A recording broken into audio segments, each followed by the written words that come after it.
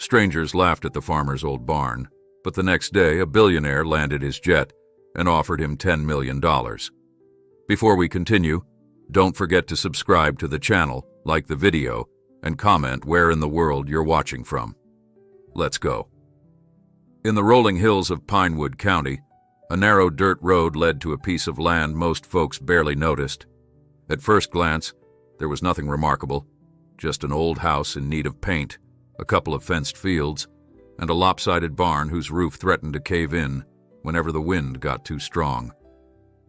Nobody would guess that barn hid a secret grand enough to bring the richest man in 3 states flying in on his private jet, checkbook in hand.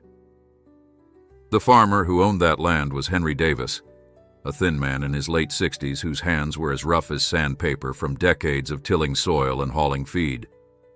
Folks in town called him Old Henry, sometimes with affectionate respect, other times with pity.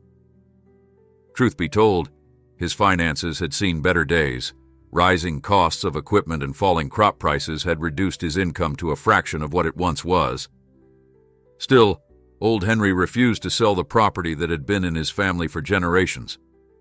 To him, that rickety barn and patch of earth was worth more than a bankroll he couldn't pass down to his children. One chilly Friday afternoon, just when the sky looked like it might unleash a thunderstorm, a new family arrived in Pinewood County. They rolled in with an SUV so shiny it could have been on a magazine cover. The father, dressed in a tailored jacket that didn't quite fit the rural scene, was James Blackburn.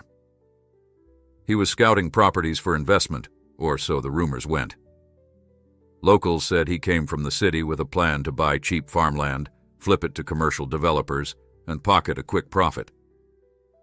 He had money, that much was obvious, but he also carried an air of arrogance that set folks on edge. Blackburn was accompanied by his teenage son, Parker, who stepped out of the SUV complaining about the smell of manure and the lack of cell phone reception. When they spotted Old Henry's barn, leaning precariously against the dull sky, Parker let out a cruel laugh. "Dad," the boy said loudly, pointing, "are we sure anyone even lives here? This barn looks like it belongs in a junkyard." His words echoed through the quiet farmland, carried on the wind like an insult aimed directly at Henry's pride. Not one to shrink from confrontation, Henry wiped sweat off his brow and walked over. "Afternoon," he said, nodding politely. "Need directions?" The father gave a tight-lipped smile. "Actually," Blackburn replied, "we're just out here looking around. Heard farmland was cheap. Didn't realize it came with that." He flicked his eyes toward the barn, letting out a short laugh. His son snickered, too, loud enough to make Henry's cheeks burn. Strangers had no right to poke fun at a structure that had sheltered his family's livelihood for decades. "You're free to look," Henry said, forcing calm into his voice. "But that barn's not for sale. Neither is my land." He caught Parker rolling his eyes, and Blackburn let out a skeptical grunt. "No offense, sir, but a place in that shape can't be worth much. You could probably demolish the whole thing and build something new. A convenience store, maybe." Another dismissive laugh. "Who'd pay good money for a rotting barn?" Henry met his gaze, his voice steady.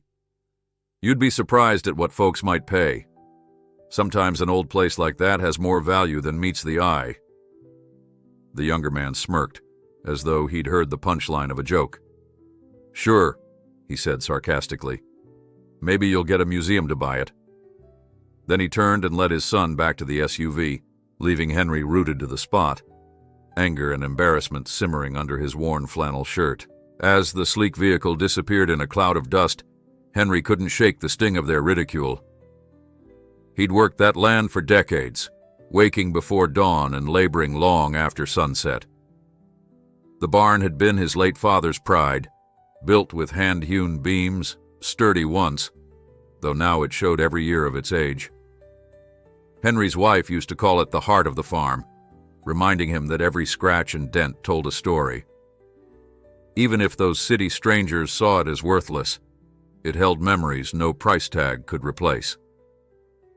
That evening, Henry sat at the small kitchen table, flipping through a stack of bills that seemed to grow higher each month. A single lantern cast a dim glow across the crumpled papers. His grown daughter, Rachel, who'd come home to help on weekends, found him there. "Papa," she said softly, "you've got that look on your face again." She knew the lines of worry across his forehead all too well. What happened? He told her about the strangers, how they'd sneered at the barn, how the father joked it was worthless. Rachel listened, arms folded, a shadow of concern across her features. "You're not thinking about selling, right? I know we could use the money, but—" Her voice trailed off. Henry quickly shook his head. "Never," he said, pressing a hand over the table as though to steady it. "I'd sooner let the roof cave in on me. This place means everything to our family. I'd rather figure out a way to save it, no matter how tough it gets." Rachel sighed, relieved. She reached into her purse and pulled out a clipping from the local Gazette. "I saw this notice. Some big shots flying in for a property expo tomorrow, scouting farmland for something. Could be related to those folks who came by." Henry's gaze skimmed the text, but he only felt more unsettled. Another developer with deeper pockets, likely just more laughter at the sight of his battered barn. Next morning, the sun rose bright over Pinewood County, the dew sparkling on every blade of grass. Henry was already outside repairing a fence post when he heard an unfamiliar roar from the sky. He looked up to see a sleek, white private jet slicing through the air, its engines rumbling across the farmland. The last time a plane that fancy appeared overhead, it'd been a wealthy politician paying a quick visit to the next county over. Planes like that never landed around here, but that day, it did. Henry watched as it descended toward a makeshift landing strip on the other side of a distant field. Something about it stirred equal parts curiosity and apprehension in him. In town, folks whispered that a billionaire real estate mogul had decided to expand his empire into farmland, maybe build luxury vacation spots for city dwellers looking to escape to the countryside. Henry bristled at the thought, imagining a swarm of well-dressed entrepreneurs tramping across fields they knew nothing about. By mid-morning, dust rose up from the main road as a black limousine cruised toward Henry's property. He eyed it from the porch, hands still raw from his morning chores. The vehicle slid to a stop near his front gate. Out stepped a middle-aged man wearing aviator sunglasses and a tailored suit that likely cost more than the entire Davis Farm's monthly earnings. He was flanked by two assistants, each carrying leather folders. It felt like a scene out of a movie, an odd intrusion in a place where the biggest excitement was usually the county fair. The man removed his sunglasses and surveyed the old house, the fields, and finally the barn. Henry prepared for another round of condescending remarks, bracing himself. But instead of laughing, the stranger's face broke into a slow grin. "My name is Charles Whitman," he said, extending a hand. "I believe you're Henry Davis. I've heard you've got something rare." Whitman's tone was pleasant, like a man greeting a friend. Henry wiped his palm on his jeans before shaking the billionaire's hand. "Rare," he repeated, puzzled. "I don't know what you mean. This here is just a simple farm. Not sure you were told, right?" Whitman's grin widened. "Yes, I can see it's a modest farm." He then turned to the barn, eyes shining with an excitement Henry couldn't understand.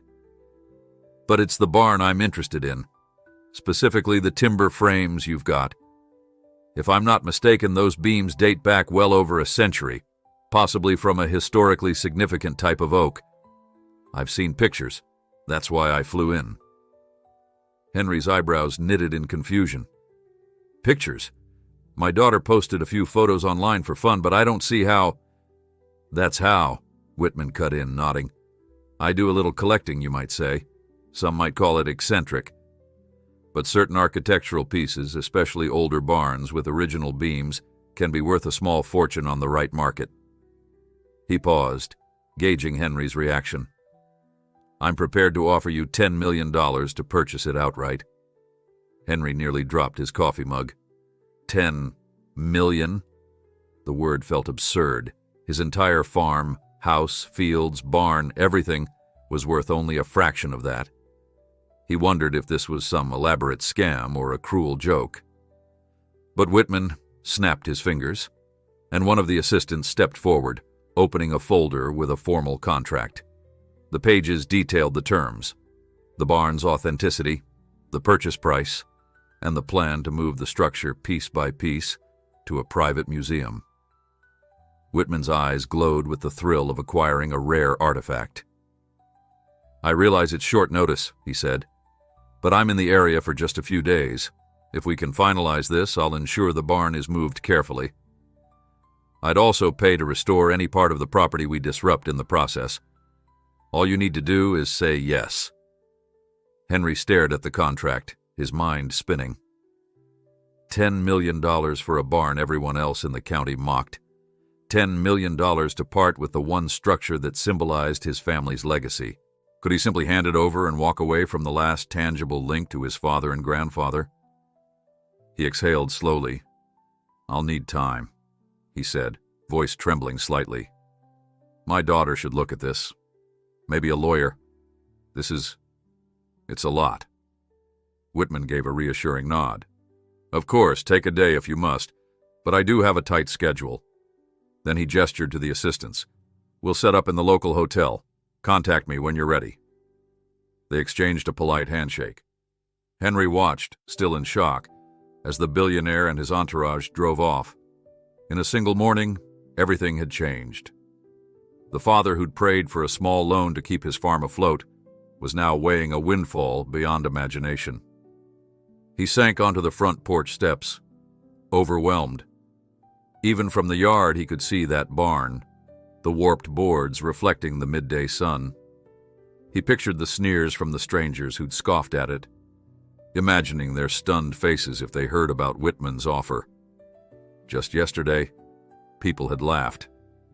Now a billionaire wanted to spend more money than Henry had dreamed of in his entire lifetime.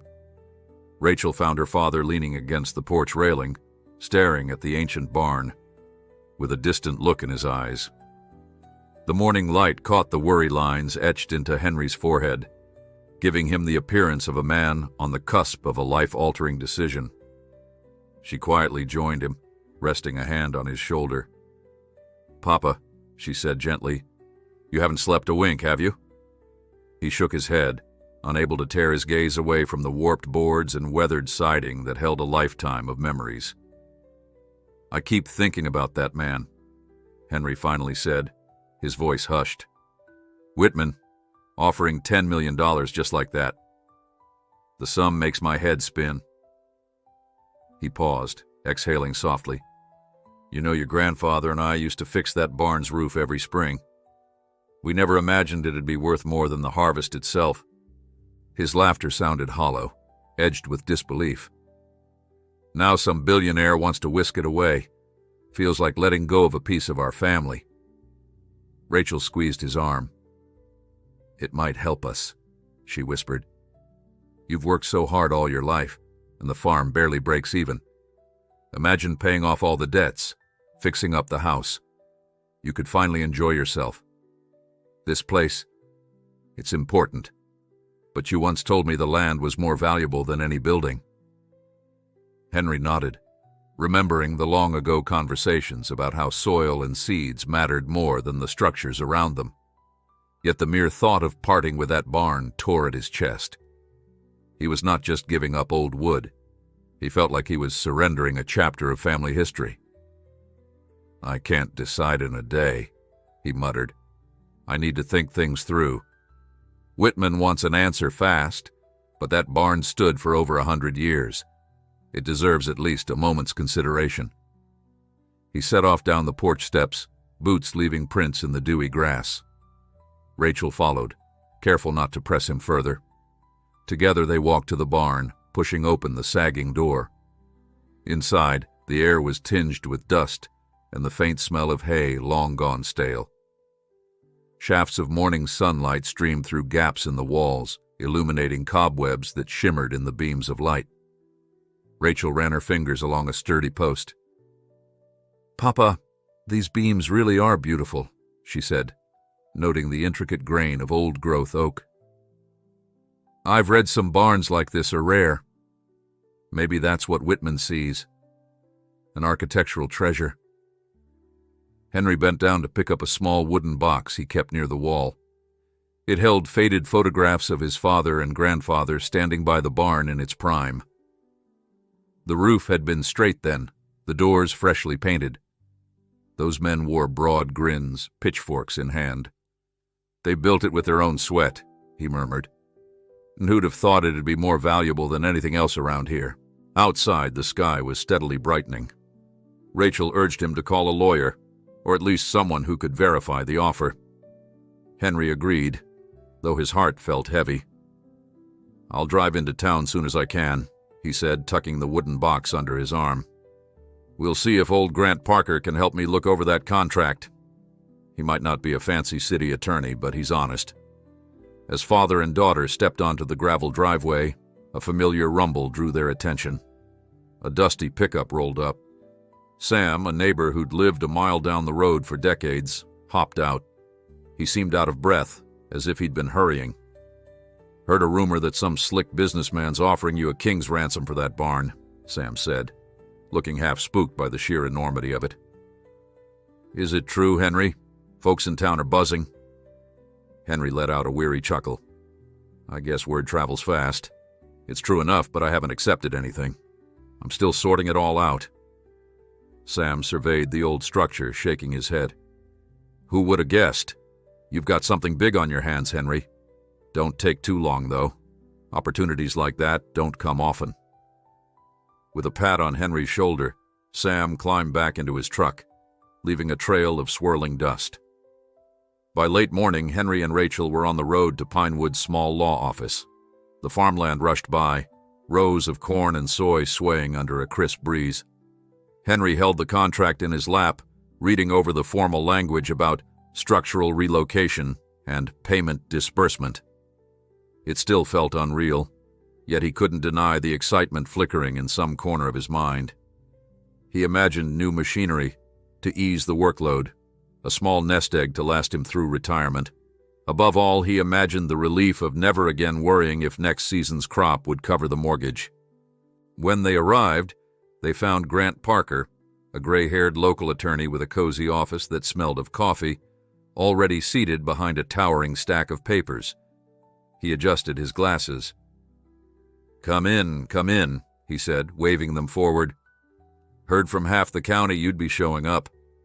Henry gave an embarrassed shrug. "No secrets in these parts, Grant." Parker scanned the contract with methodical care, occasionally nodding or scribbling notes. At last, he cleared his throat. "Everything appears legitimate. Whitman has a big reputation. Real estate, art collecting, philanthropic ventures. Hard to believe, but $10 million is what he's offering." He tapped the final page. "And it isn't just for the barn's beams. He wants the right to restore them, display them, or reassemble the entire structure. All that matters is your signature." Henry let his gaze wander to the framed photos on Parker's walls, scenic shots of Pinewood's rolling landscapes. He thought of the day's headlines this might generate. Old farmer scores fortune from ancient barn. Would people resent him? Would the land change hands or remain in the family's name once the barn was gone? Parker must have read Henry's hesitation. "It's understandable to feel torn," the attorney remarked gently. "But if you do this, you can pay off the farm, keep your land, and provide for the next generation. The contract states clearly you're only selling the barn itself. The property remains yours." Henry's heart thumped at that detail. He'd assumed it might mean letting go of his entire farm. "So the fields, the house, they stay with me?" Parker nodded. "Yes, you'd still be the owner of everything but the barn. He'll move it off-site, or at least remove the materials. You'll have to deal with that empty space afterward. That's the only catch." "An empty space," Henry repeated, picturing a hollow spot where his family's barn had stood for generations. The idea of that open gap in the landscape felt stark, like losing a limb. but $10 million could transform their lives. He rubbed his temples, torn between nostalgia and practicality. Rachel watched him, clearly torn too. "Papa, maybe we can salvage a few pieces for ourselves," she suggested. "Some beams or a door, just to keep a small reminder of what it meant. It won't be the same, but it's something." Henry considered that. "Maybe so," he muttered, voice heavy. "I just never thought I'd see the day when a piece of our family's history got hauled away on some flatbed truck." Outside, the midday sun was harsh. Henry leaned against the fender of his pickup, deep in thought. Parker had given him until the next morning to decide. Rachel had gone to grab sandwiches for lunch, leaving him alone with his worries. As he stared at the flow of people up and down Main Street, neighbors, old friends, a few new faces, he noticed James Blackburn from the day before. The city man who'd ridiculed the barn was stepping out of a cafe with that arrogant smirk still plastered across his face. Their eyes locked. Blackburn ambled over, pushing his designer sunglasses atop his head. "So, the rumors are true," he said in a mocking tone.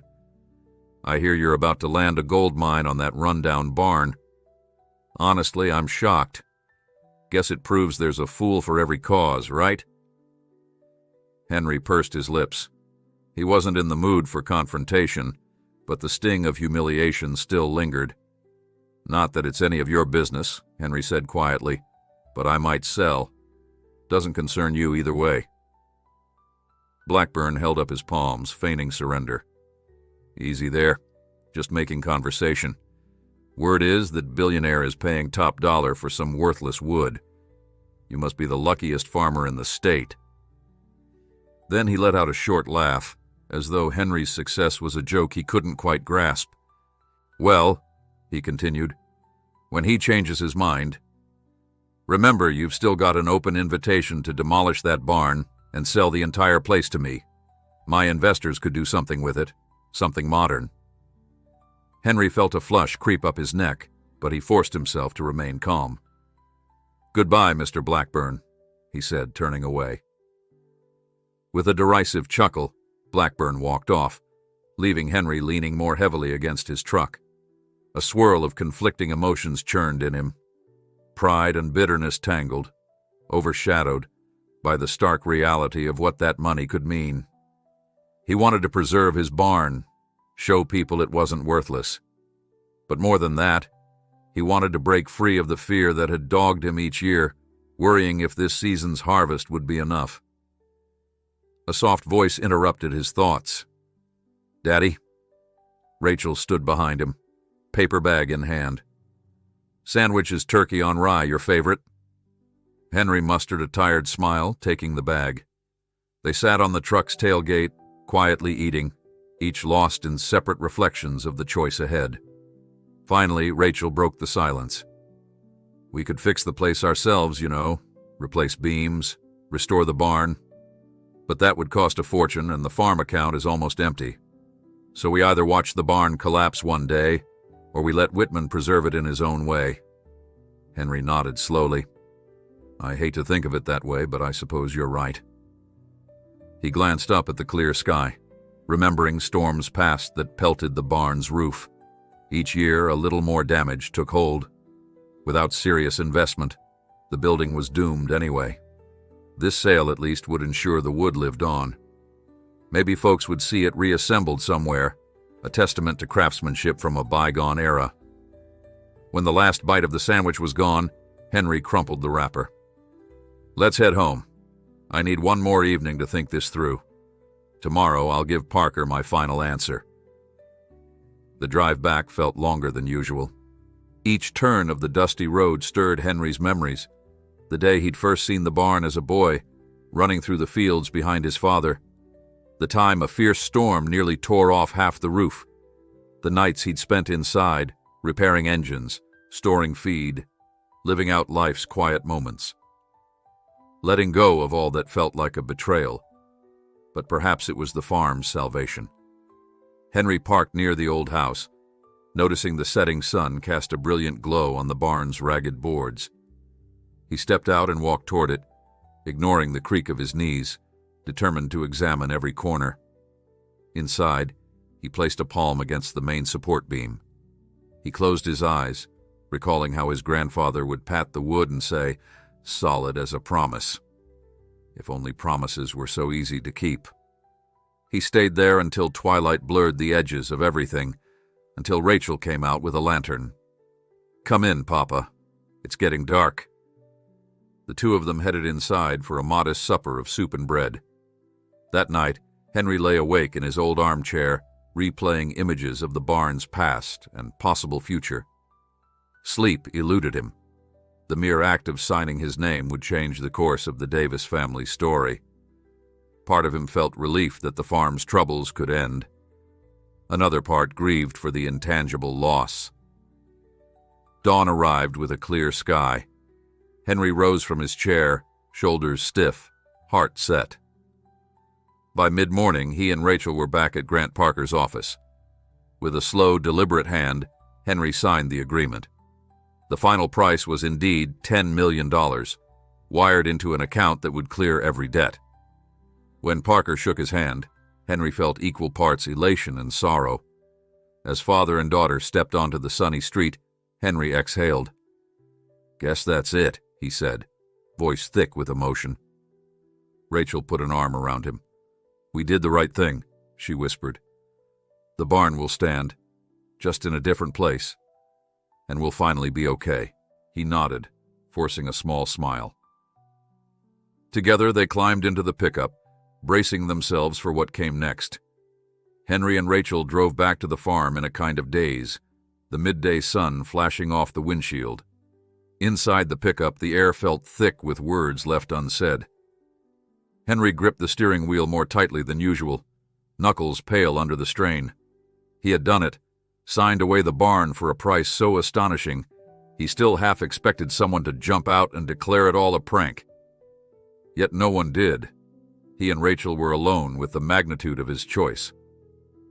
When they reached the familiar driveway, Henry parked beside a tree stump where he used to split wood. "Let's walk," he said, stepping out. He felt the crunch of gravel under his boots, thinking vaguely about how many times he'd heard that same sound and never given it a second thought. Now it seemed every detail carried significance. Rachel followed him onto the grass, her arm looped through his for comfort. From a distance, the barn looked no different than it had the day before.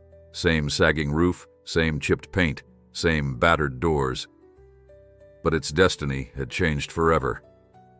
They wandered into the barn's shadow, both scanning the uneven boards and dusty corners. "I hope Whitman's people handle it gently," Rachel murmured, blinking back the sting of tears she didn't want to show. "If they drop even one of these beams, that's history gone." Henry nodded. "They promised to preserve every plank worth salvaging," he said, reaching out to brush his hand across the old wood. "I insisted on that. No bulldozers." Part of him felt relief. He'd read the contract carefully. A specialized crew would disassemble the structure by hand, label each piece, and transport it in stages so it could be faithfully reassembled. It was far from the final goodbye he'd once imagined.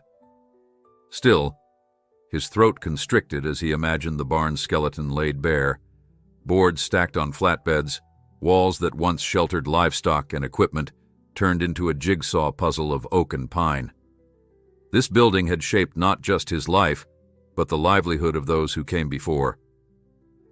All those memories might soon be replaced with an empty patch of land. By late afternoon, Rachel prepared a modest lunch in the farmhouse kitchen, hearty vegetable stew with fresh bread from the corner bakery. Henry ate quietly, thoughts drifting between past and future. His phone buzzed. An unknown number flashed on the screen. He hesitated, then answered with a tentative, "Hello?" The crisp voice on the other end belonged to one of Whitman's assistants. "Good afternoon, Mr. Davis. We'd like to schedule a site inspection tomorrow. Our restoration team is standing by, and Mr. Whitman wants to finalize a timeline." Henry swallowed, glancing at Rachel as he spoke. "Tomorrow?"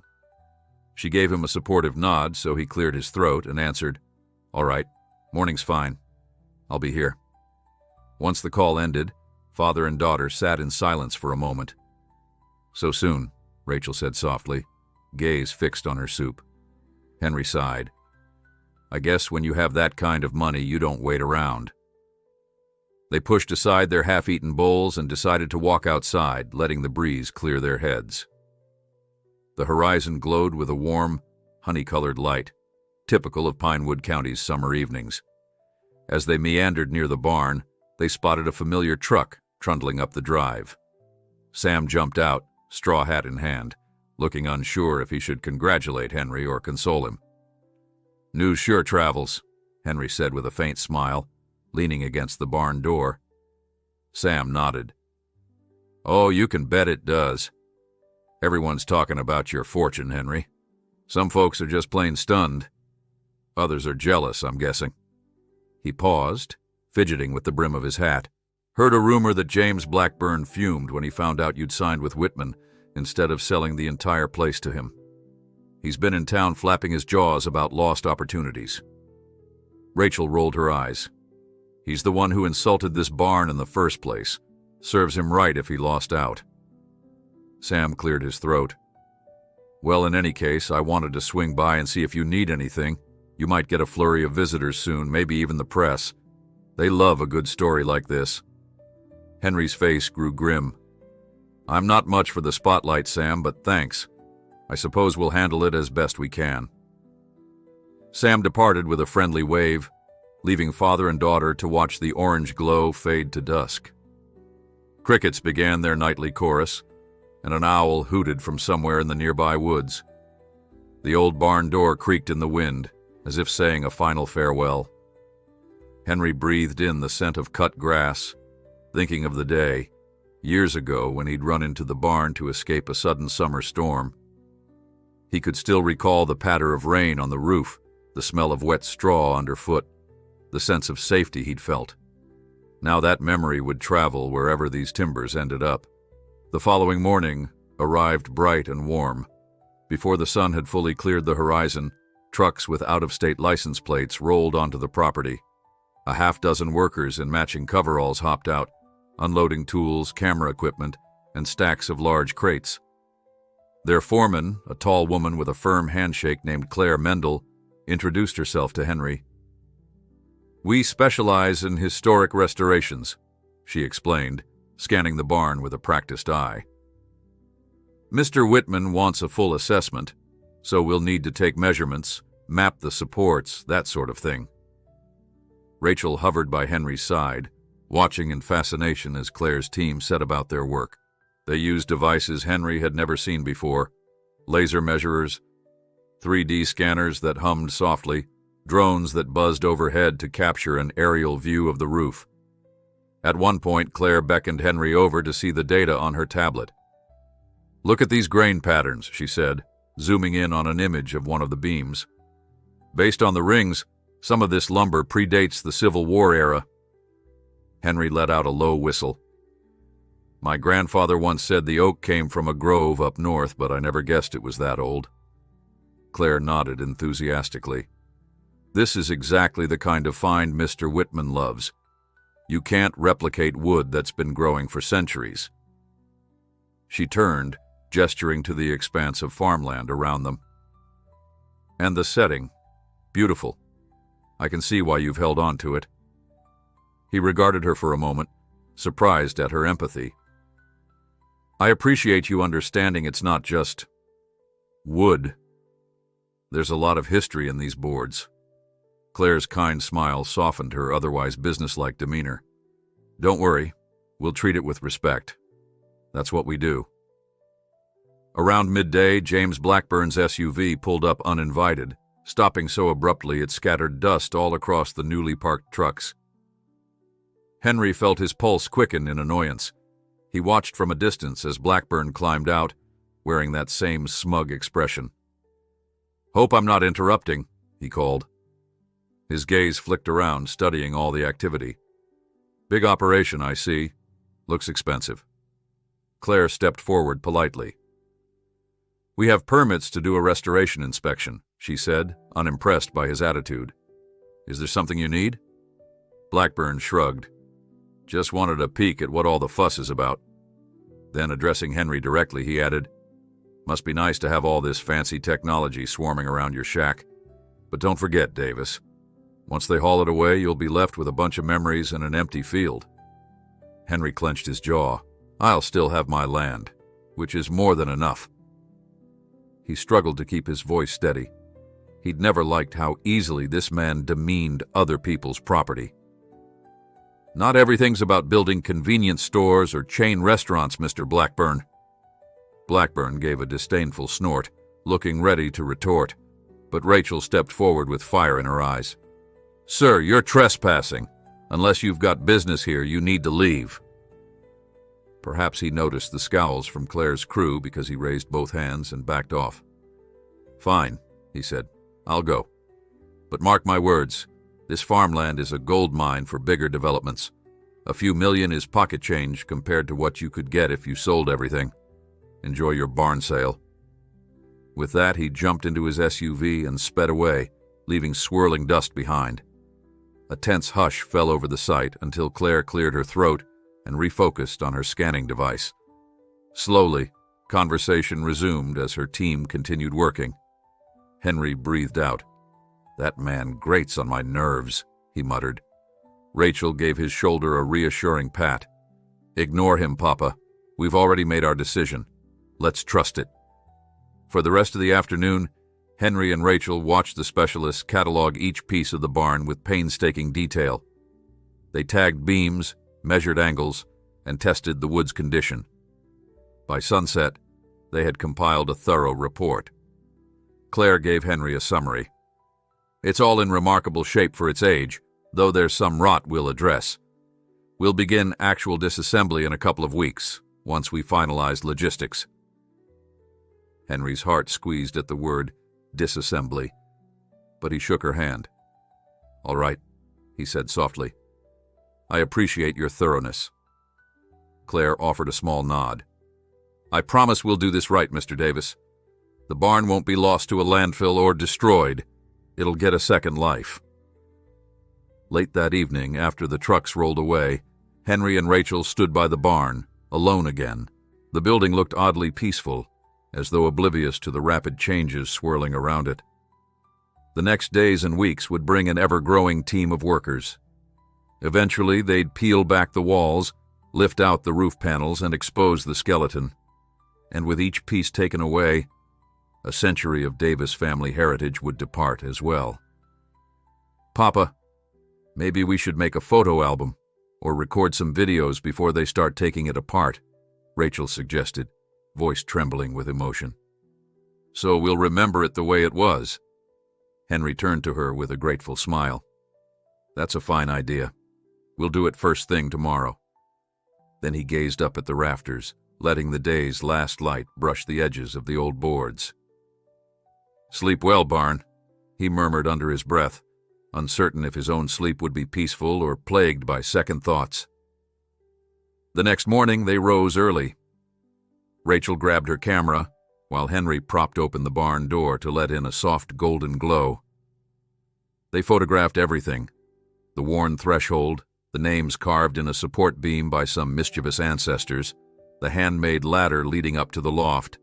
Henry and Rachel took turns snapping shots of each other, standing in favorite spots. They recorded short videos, Henry recounting tales of how storms battered the roof, or how he once kept an injured foal in the corner stall until it could walk again. The air felt thick, with quiet reverence, like a farewell ceremony for an old friend. By noon, father and daughter shared a simple meal on a blanket near the barn, determined to soak in every moment. As Rachel poured lemonade, Henry felt a calm settle over him. Despite the sadness, a sense of acceptance took root.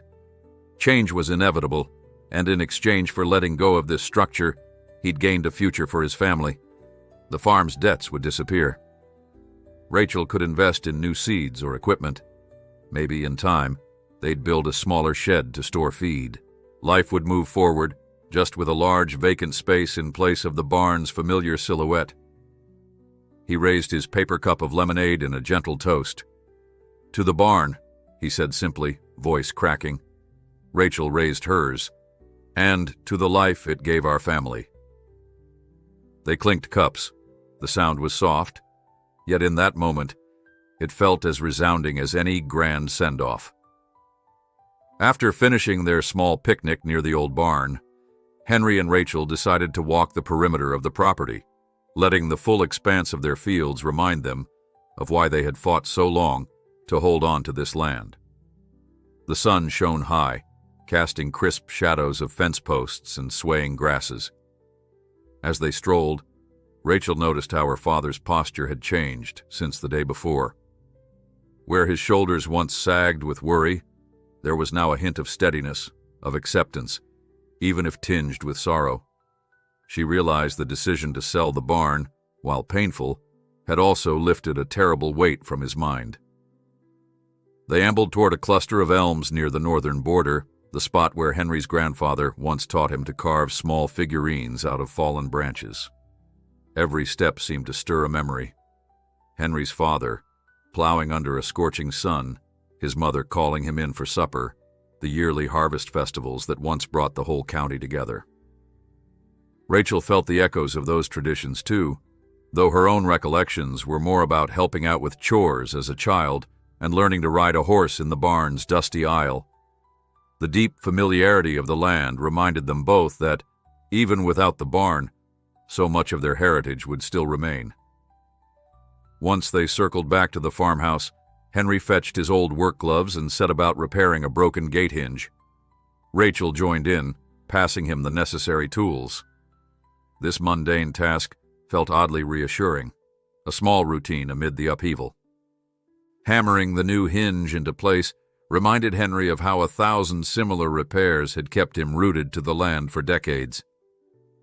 He liked that sense of purpose, even if soon he wouldn't have a rickety barn roof to patch every winter.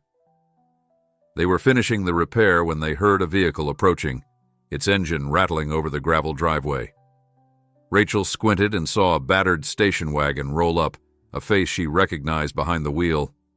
Mary Anderson, a local reporter who managed the Pinewood Gazette almost single-handedly. Mary parked beside the farmhouse and stepped out, adjusting her press badge. With a friendly wave, she called, "I hope you don't mind me dropping in, Henry. I was hoping for a short interview about the barn." Henry set his tools aside, wiping sweat from his forehead. He respected Mary. She had always reported fairly on community matters, never sensationalizing the struggles of local farmers. "Hello, Mary. I suppose you're here for the story everyone's buzzing about," he said, trying to sound cordial. Despite feeling uneasy at the thought of publicity, she offered a reassuring smile. "I won't take much of your time. People in town keep asking me about how you sold your barn to a billionaire. I'd like to write a piece that focuses on your family's history and what this decision really means." Rachel caught her father's eye, silently letting him know it was his choice whether to speak. After a moment, Henry nodded. "All right, let's sit on the porch. But keep it simple, please. I'm no celebrity." They settled onto the porch bench, with Mary flipping open a small notebook. Rachel perched on a railing nearby, listening carefully in case Henry wanted her input. Mary began with gentle questions about Henry's family legacy, how the barn was built, and what it had been used for over the years. Henry spoke quietly about his grandfather's craftsmanship, about the harvest dances once held in the barn's wide interior. He recalled storing hay bales that towered over his own head as a boy. The memories came forth like old friends revisiting after a long absence, and Mary scribbled in her notebook, occasionally prompting him for more detail. Then she asked about the decision to sell and how the extraordinary offer had come to be. Henry glanced at Rachel, then explained how Mr. Whitman had arrived out of nowhere, enthralled by the barn's rare timbers. "I didn't go looking for any fancy buyer," Henry said. "He just landed here with his team. Surprised me more than anyone else. But in the end, it's a chance to preserve the barn's wood and keep the farm afloat. Hard to turn that down." Mary nodded, sympathy shining in her eyes. "This could be a lifeline," she agreed softly. though I'm sure it wasn't an easy choice. They spoke for nearly half an hour, with Henry stressing that he wanted to remain a simple farmer without fuss. Mary made a few final notes, then rose to leave. "Thank you for your honesty," she said. "I promise to write a piece that reflects the truth, not just the dollar signs." Henry stood, shaking her hand with gratitude. As her station wagon rumbled away, Rachel sensed her father's shoulders ease slightly again. "At least it'll come from Mary," she murmured. "Better her than some flashy news outlet from the city spinning it into a big circus." They headed inside for a glass of iced tea, letting the afternoon lull them into a semblance of normalcy. For a time, Henry busied himself in the kitchen, rummaging in drawers for old family photographs, thinking that maybe he would share copies with Mary to show the barn's happier days. Rachel retreated to the living room, flipping through the pictures they had taken that morning. Each image showed the barn's quiet dignity, a monument to old times. Just as Henry found an antique photo of his grandfather beside a gleaming tractor from the 1940s, the phone rang. Rachel answered, listening briefly before turning to Henry with a furrowed brow. "It's Claire from Whitman's crew," she said softly, covering the mouthpiece. "She wants to let us know that Mr. Whitman himself will be flying in tomorrow. Apparently he wants to see the barn one last time before disassembly begins." Henry nodded, motioning for her to hand him the phone. When he spoke to Claire, his tone was polite but guarded. "Yes, that's fine. Let him come. I'll be here." After he hung up, he stood in silent thought for a moment. "I guess he wants to check everything personally," he said. "Make sure his investment is still worth the trouble." Part of him felt a pang at the idea of the billionaire strolling across his fields, as though he owned the place. Then he reminded himself that soon Whitman would at least own the barn. Henry had to respect the man's right to see what he was paying for. That evening, father and daughter prepared for Whitman's arrival by tidying up the barn interior as best they could. They swept floors, gathered old buckets and tools into neat piles, and carefully folded tarps. Each step of this process reminded them that these objects, so tied to the barn's daily life, would remain here even after the walls vanished.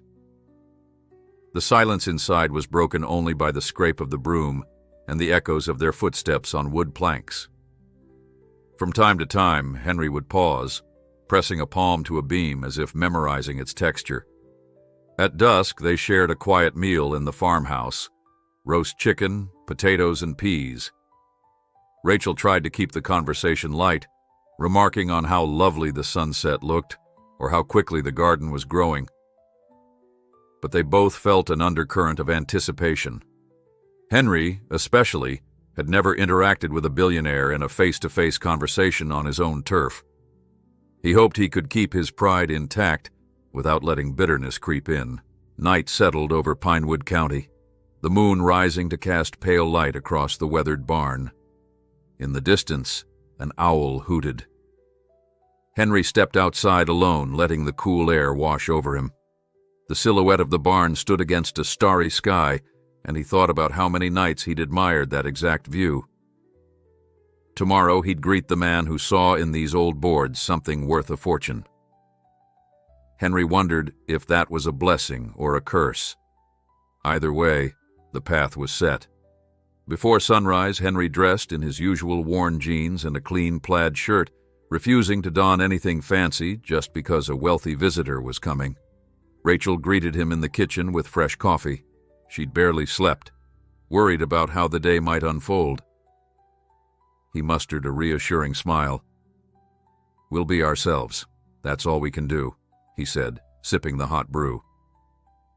She nodded, pressing her lips together. Around 10 in the morning, they heard the unmistakable roar of an approaching helicopter. Unlike the small planes that occasionally flew overhead, this had the sharp, chopping rhythm of whirring blades.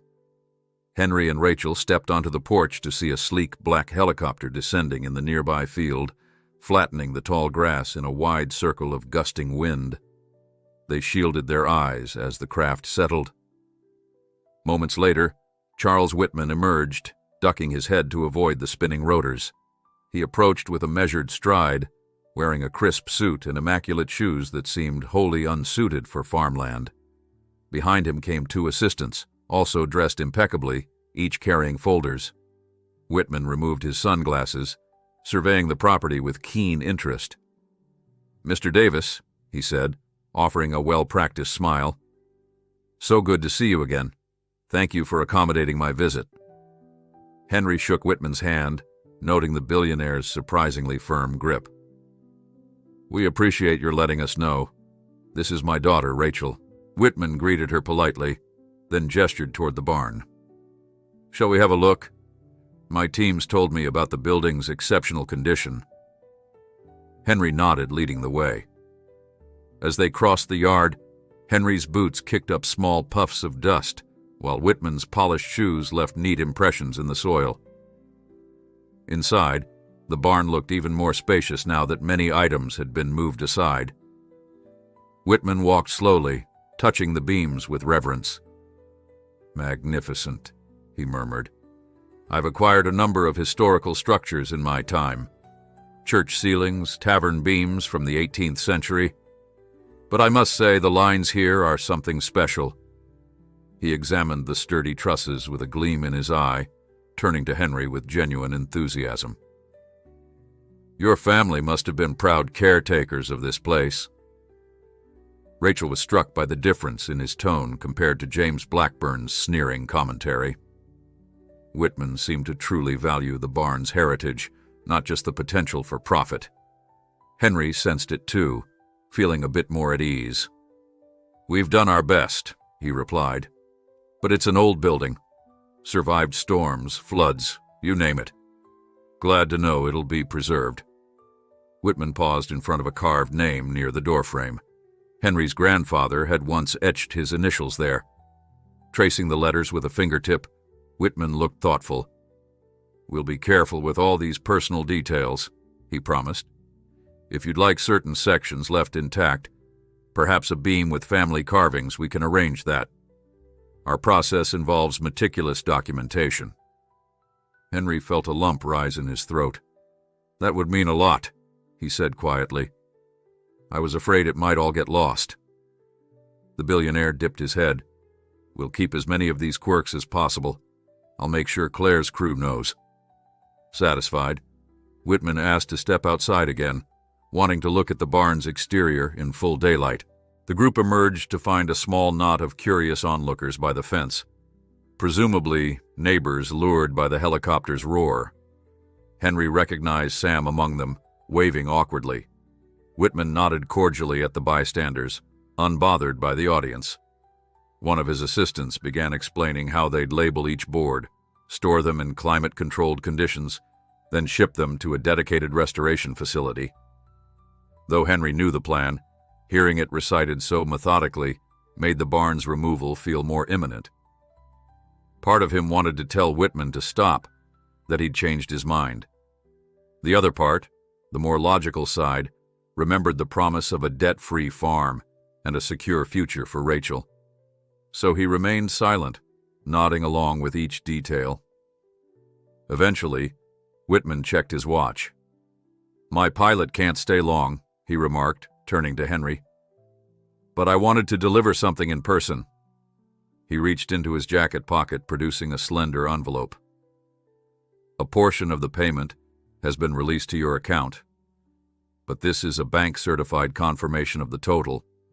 I wanted you to have it directly from me, as a token of good faith." Henry swallowed hard and accepted the envelope, tucking it into his back pocket without looking inside. "Thank you," he said, voice steady despite the tumble of feelings in his chest. Whitman offered a warm smile. "I know this can't be easy, but I believe this arrangement benefits us both, Mr. Davis. If you ever want to visit the reassembled barn, I'd be more than happy to host you." With that, Whitman signaled his assistants and offered a polite farewell. Henry and Rachel walked them back to the helicopter, standing at a safe distance while the rotor blades whirled. The powerful draft kicked up leaves and loose dirt, buffeting them. Whitman gave a final nod. then ducked into the cabin. Within moments, the chopper lifted off, accelerating skyward in a deafening roar before veering east. When the noise faded, all that remained was the rustle of wind in the grass. Henry glanced at Rachel, who stared at the diminishing speck in the sky. "He seems sincere," she said, brushing dust from her hair. "I guess we're really doing this." Henry exhaled slowly, eyes resting on the barn's time-worn roof. "We are," he replied. "Nothing to do now but see it through. Let's hope it's for the best." They walked back toward the farmhouse, wave after wave of conflicting emotion rolling through them.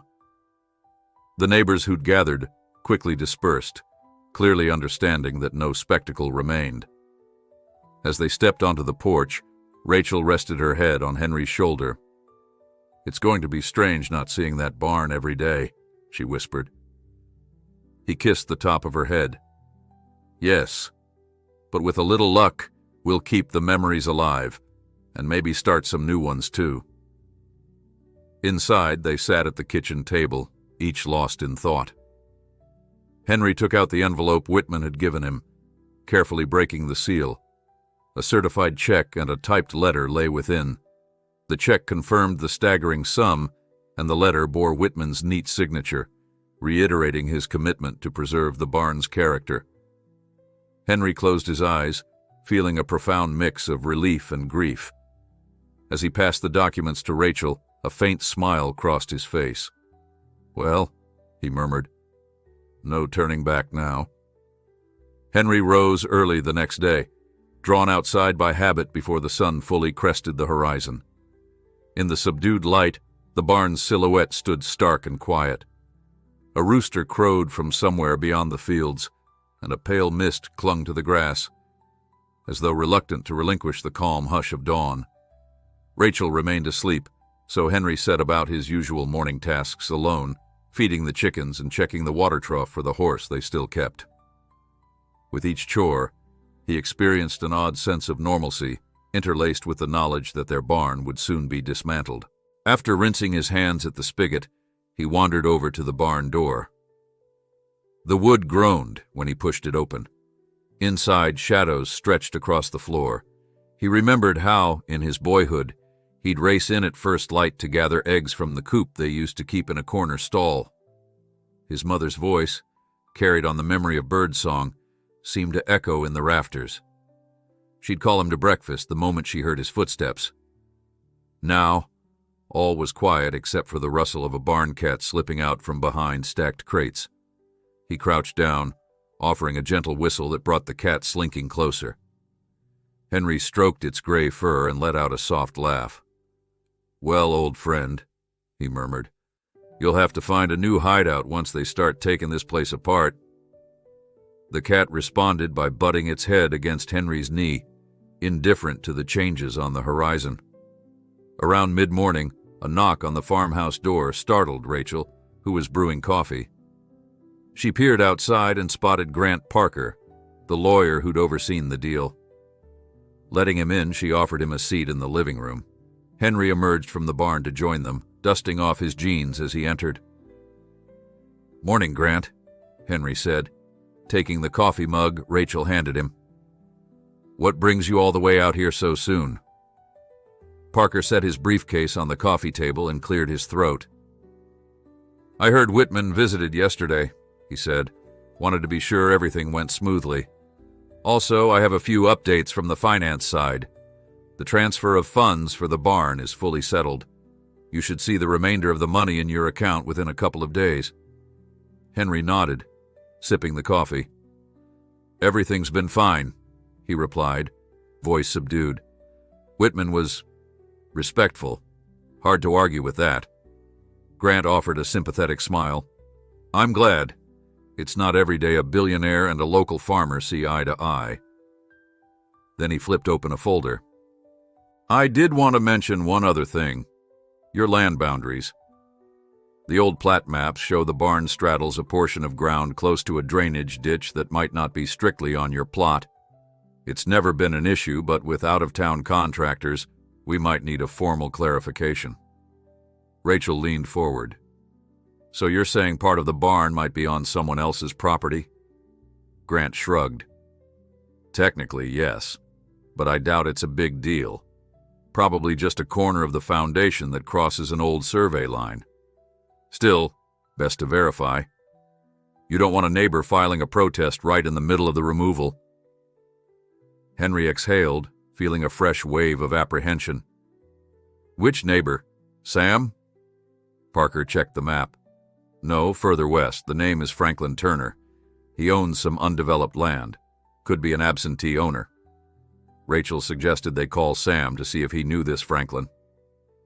Sam arrived an hour later, sitting at the kitchen table and poring over the map with them. Turner. That's old Pete Turner's grandson, I believe. Lives out of state now.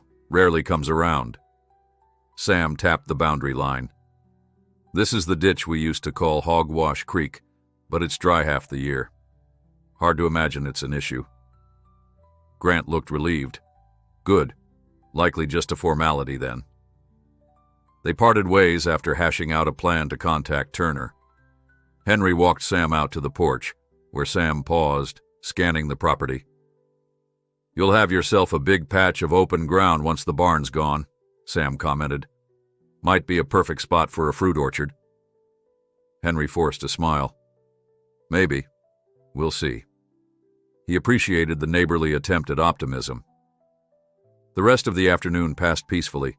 Rachel tackled routine farm tasks, and Henry sorted through old barn equipment to see if any of it could be donated or sold. Each piece carried a memory. From the battered rake he'd used as a teen to the feed buckets worn by years of use. He set them in neat rows on a table near the entrance, occasionally pausing to recall an anecdote. By sunset, father and daughter settled on the porch swing to watch the sky blaze with orange and pink. The hush felt heavier than usual, as if the barn itself understood its days were numbered. Henry fiddled with the envelope Whitman had given him, still on the table beside him, but decided not to open it again. The numbers wouldn't change. He'd accepted this course. No sense stirring up more second-guessing. As the first stars appeared, the phone rang inside.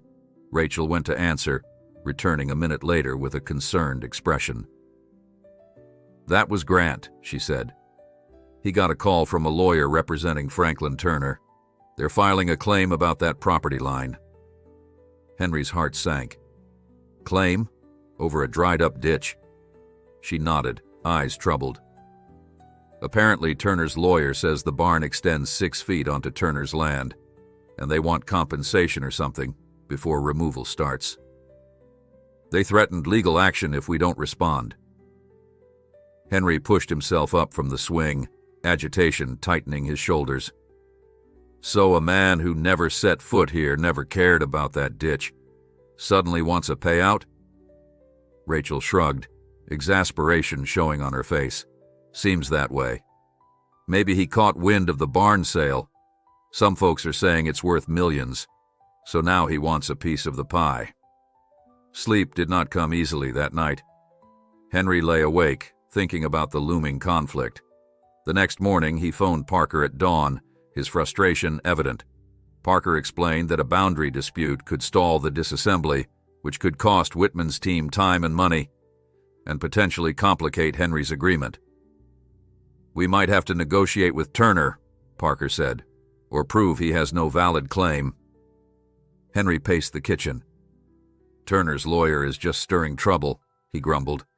We've used that barn for a century with no issues.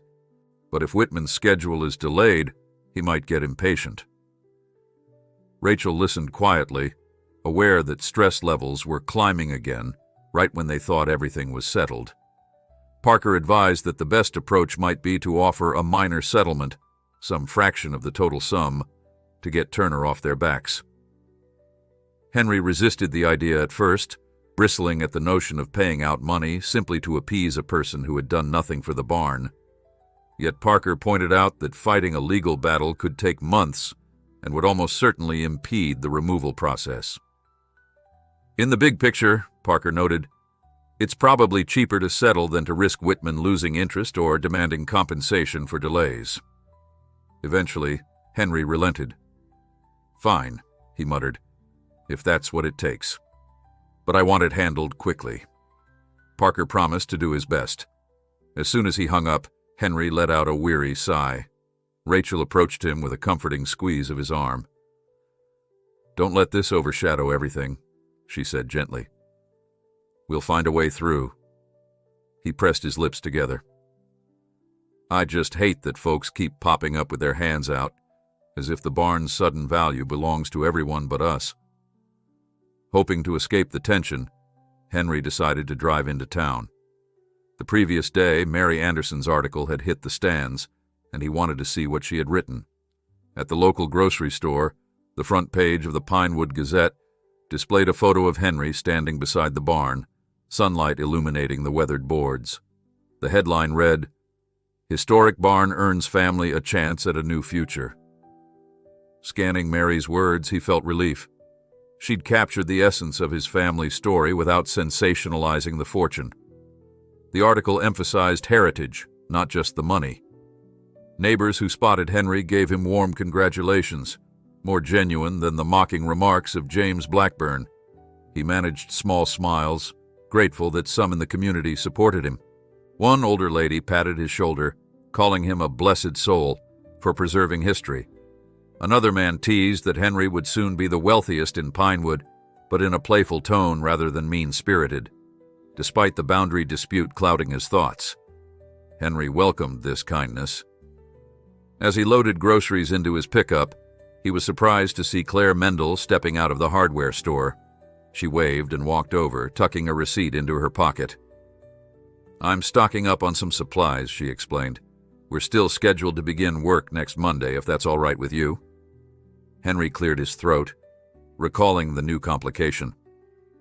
"There's a boundary dispute," he said grimly. "Might affect the schedule, but we're trying to resolve it."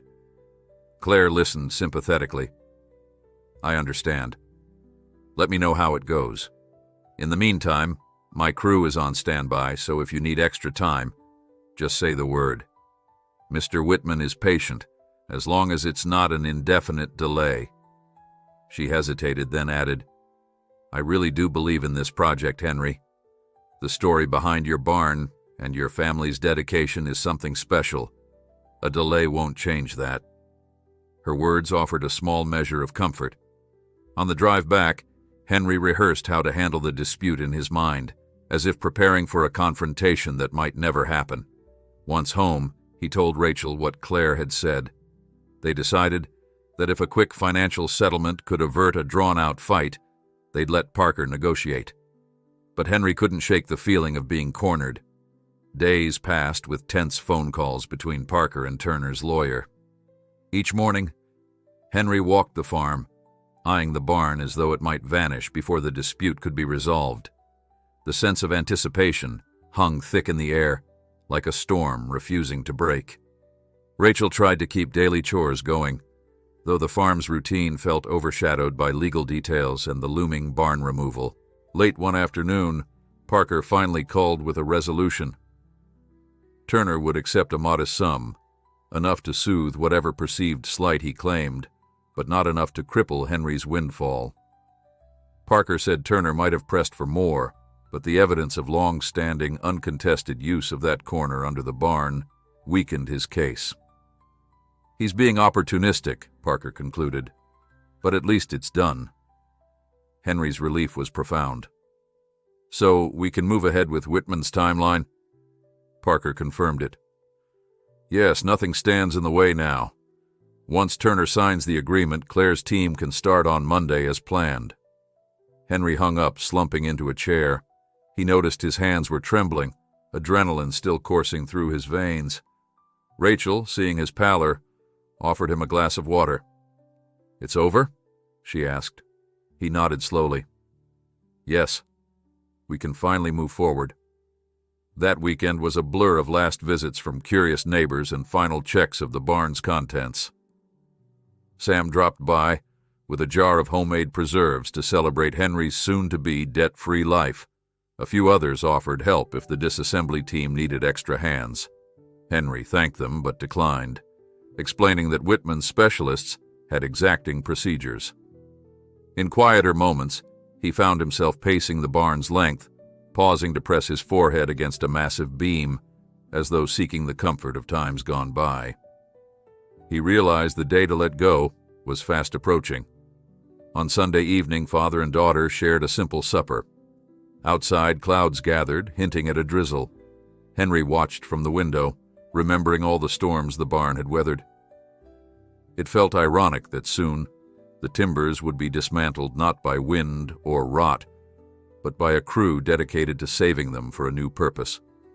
He and Rachel headed out under a drizzling sky for one last walk around the structure. Tiny droplets glistened on the barn's rough surfaces, giving it an almost polished sheen. Rachel slipped her arm through his. "Tomorrow," she said quietly, "they'll begin. Are you ready?" Henry exhaled, breath misting in the humid air. "As ready as I'll ever be." They circled the barn once, noting each patch of peeling paint, each corner where grass grew up against the foundation. Finally, Henry placed his hand against the broad front door. "Thank you," he murmured, voice trembling with emotion. Rachel swallowed hard, tears threatening. That night, a gentle rain tapped against the farmhouse roof, lulling them to sleep.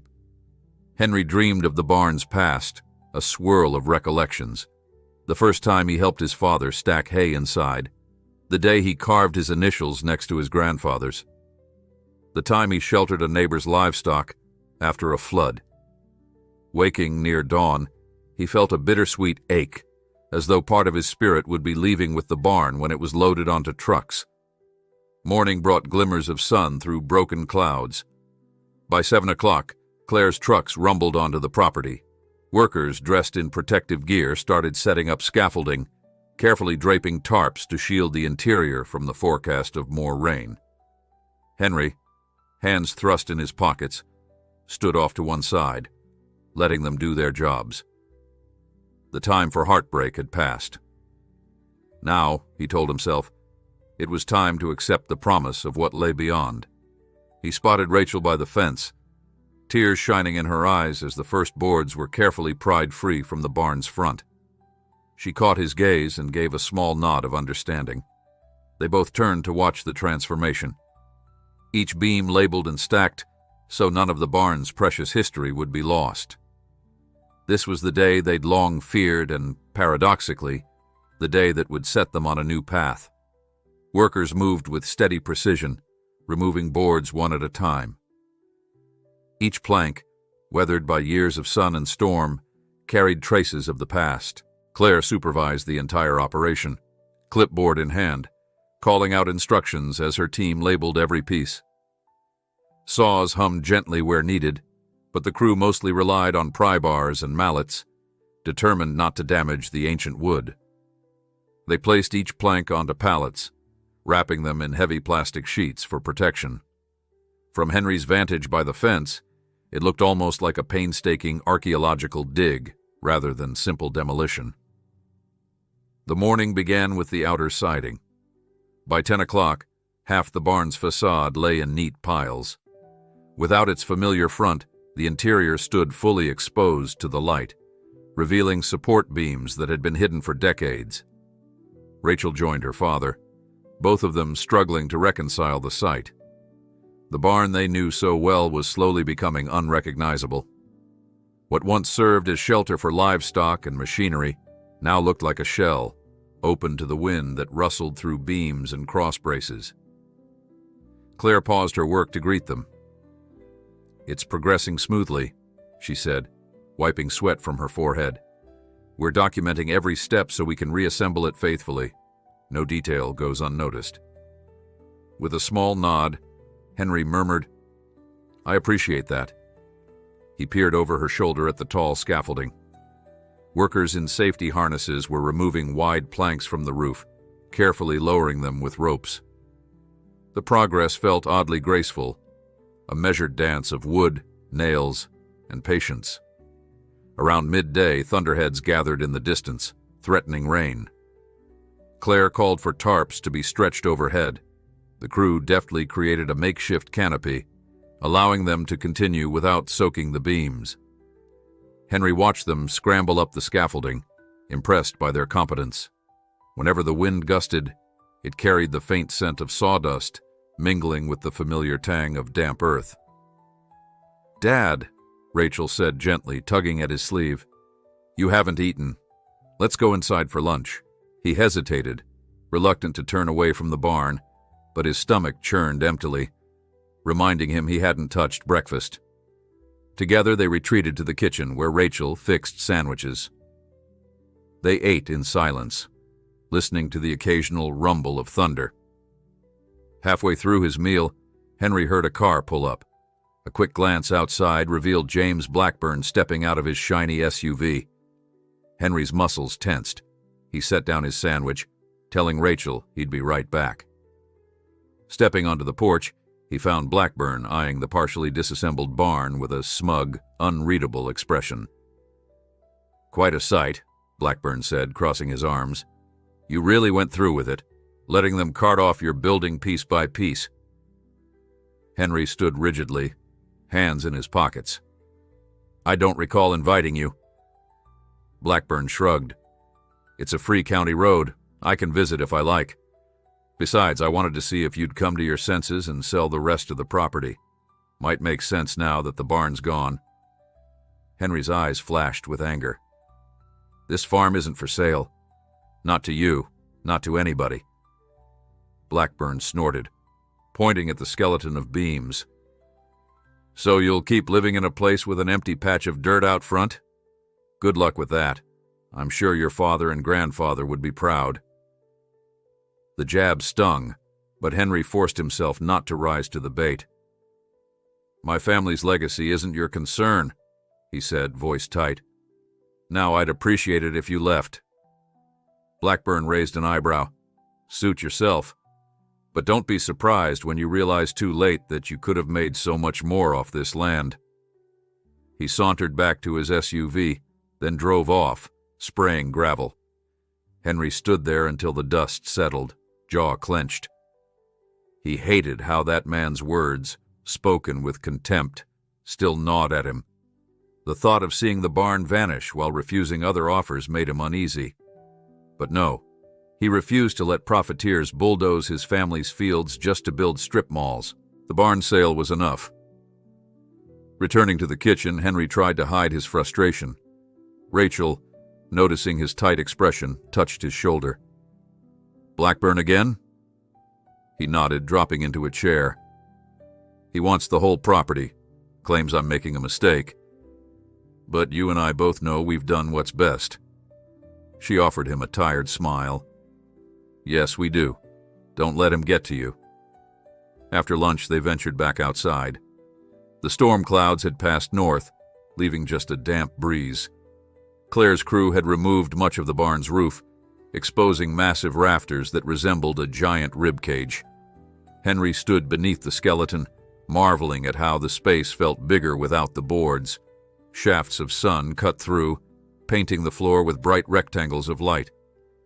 The scene was strangely beautiful, like a cathedral of timber stripped to its essential shape. He spotted a worker carefully removing nails from one beam, placing them in a labeled container. Henry approached. "You're even saving the nails?" The young man nodded. "Some are hand-forged. Mr. Whitman wants as many original components as possible." Henry brushed a hand along the beam's edge, feeling grooves worn smooth by time.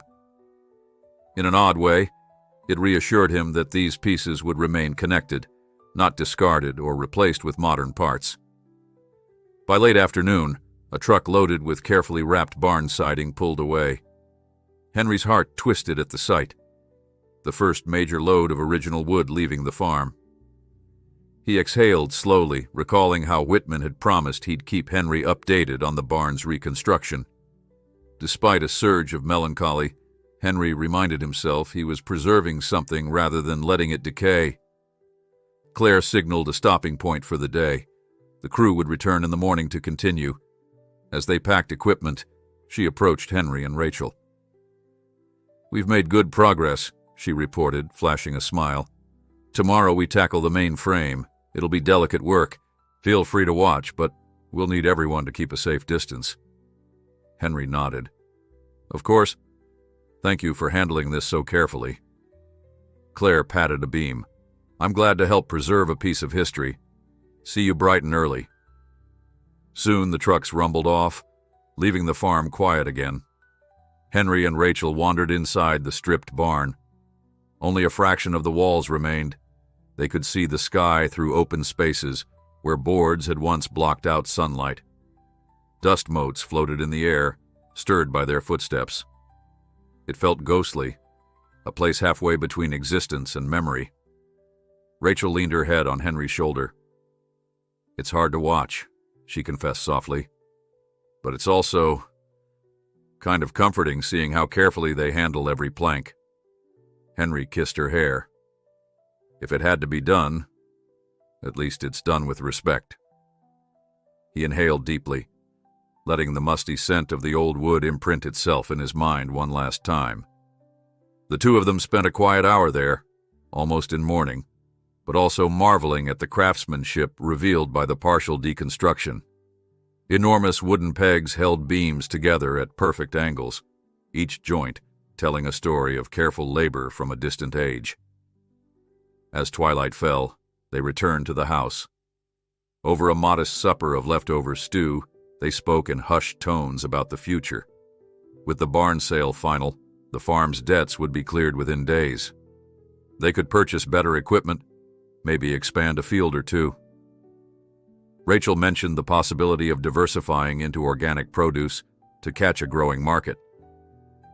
Henry nodded, acknowledging he had more options now than he'd ever dared dream. Yet the thought still tasted bittersweet. After dinner, he stepped outside alone. The partial barn loomed against a deep purple sky, its silhouette missing the roofline that had so long dominated the horizon. Stars peeked through the spaces in the rafters. He closed his eyes, imagining the old structure in its prime. Freshly painted boards, a sturdy roof, the sound of animals shifting in the stalls at night. That memory collided with the reality of the moment, and for a heartbeat, sadness welled up. Then he heard a gentle calling of his name. Rachel stood in the doorway, beckoning him to join her for coffee. He breathed in, steadying himself, and followed her inside. Morning arrived with a crisp breeze, the sun inching over distant fields. Claire's team returned as promised, promptly resuming their methodical task. Metal scaffolding encircled the barn's main frame, and the whine of ropes and pulleys carried across the property. Henry and Rachel remained at a safe distance, occasionally chatting with Claire or her crew. She explained the next stage. The support beams would be removed in sections, each joint documented with photographs and measurements. We'll store them in separate crates, so we can replicate the same angles in reassembly, she assured them. During a lull, Henry walked over to offer the workers lemonade. One of them, a gray-haired man who had introduced himself as Walter, took a cup gratefully. Never seen a job quite like this, Walter remarked. Usually we do partial restorations or smaller structures, but your barn's big and old, a rare combination. Henry nodded, handing over another cup. I guess so. It always just felt like home to me. By midday, with the sun blazing, a crane arrived to help lift out the heaviest beams. Henry watched with apprehension as cables looped around the thick central supports. When the crane's engine revved, the enormous timbers rose slowly, swinging slightly as though reluctant to leave the ground that had anchored them for so long. The crew guided each piece to a waiting flatbed, where they secured it meticulously. Henry noticed how quiet Rachel had become, standing beside him with arms crossed. She exhaled unsteadily. It's like watching them take the barn's bones, she murmured. Soon there'll be nothing left, but the dirt underneath. Her father reached for her hand, gripping it gently. But in a few days we'll have a new start, he reminded her, though the words felt hollow even to him. She nodded, eyes fixed on the timber floating overhead. By late afternoon, the frame was half gone, leaving only a few upright posts. Henry ventured closer, picking his way around scraps of wood and scattered tools. He paused at one upright beam that still bore a faint pencil mark. He remembered his father measuring him there, line by line, year after year. The marks had faded over time, but Henry could trace them if he looked closely. Swallowing hard, he motioned to a nearby worker. "Could you cut out a small section of this?" he asked, voice trembling. "I'd like to keep it." The man nodded kindly. "Claire told us you might have requests like that. We'll make sure to preserve it for you." After a few final hours of work, Claire declared the day finished. The crane pulled away, lumber piled in neat stacks. Everyone cleaned up, stowing equipment in trucks. Henry stood there, gazing at the patch of ground where the barn's core had stood for over a century. Exposed earth, littered with footprints and scattered sawdust, told a story of transition. Rachel joined him, sliding her hand through his arm. "I guess tomorrow they'll take what's left." He nodded, not trusting his voice. The last vestiges of the barn, the small side rooms, the remaining posts, would vanish then. As the sun dipped, painting the sky orange, father and daughter lingered, each silently absorbing the gravity of change. By sunrise the next morning, a hush had settled over the farm. Henry woke before dawn, stirred by a mixture of anticipation and a subtle ache of loss. Today, Claire's team would take away what little remained of the barn. Rising from bed, he pulled on his worn jeans and boots, steeling himself for the final stage of dismantling. Rachel was already in the kitchen, making coffee. They exchanged a quiet glance that carried both comfort and sorrow. No words were necessary. They both understood that by sunset, the barn would be gone. At 7 sharp, the first truck rumbled in, followed by a van carrying the last of Claire's specialized equipment. The few upright posts and side rooms still standing were scheduled for removal. Some workers donned headlamps to see into dim corners, while others set about cutting or unfastening the final connections. Each operation was meticulously documented, from dislodging ancient pegs to gently lifting rotted planks off the earth. Henry noticed how the crew almost moved in silence, as though they too sensed the gravity of this last day. Rachel offered mugs of coffee to those who wanted it, grateful that at least the weather was mild. Clouds drifted overhead, but no rain threatened to complicate matters. She could see in her father's posture a weary acceptance. He was prepared to watch the final segments be hauled off. Yet each time a beam groaned or a board fell away, Henry's eyes flicked toward the sound, his jaw tightening. Claire spotted him near the fence. Setting down her clipboard, she came over. "Morning," she said gently. "I know this must be hard. We'll finish by late afternoon if all goes well." Henry managed a thin smile, hands in his pockets. "Thanks for letting me watch. Can't imagine not being here." Claire laid a reassuring hand on his shoulder, then returned to supervise her crew. Just before noon, a large trailer arrived to load the heaviest timbers from the barn's foundation. Walter and another worker maneuvered them using a motorized hoist, carefully balancing each beam so it wouldn't crack under its own weight. Henry stood close, marveling again at the thickness of the wood. He recalled the day he and his father replaced a section of floor in the barn.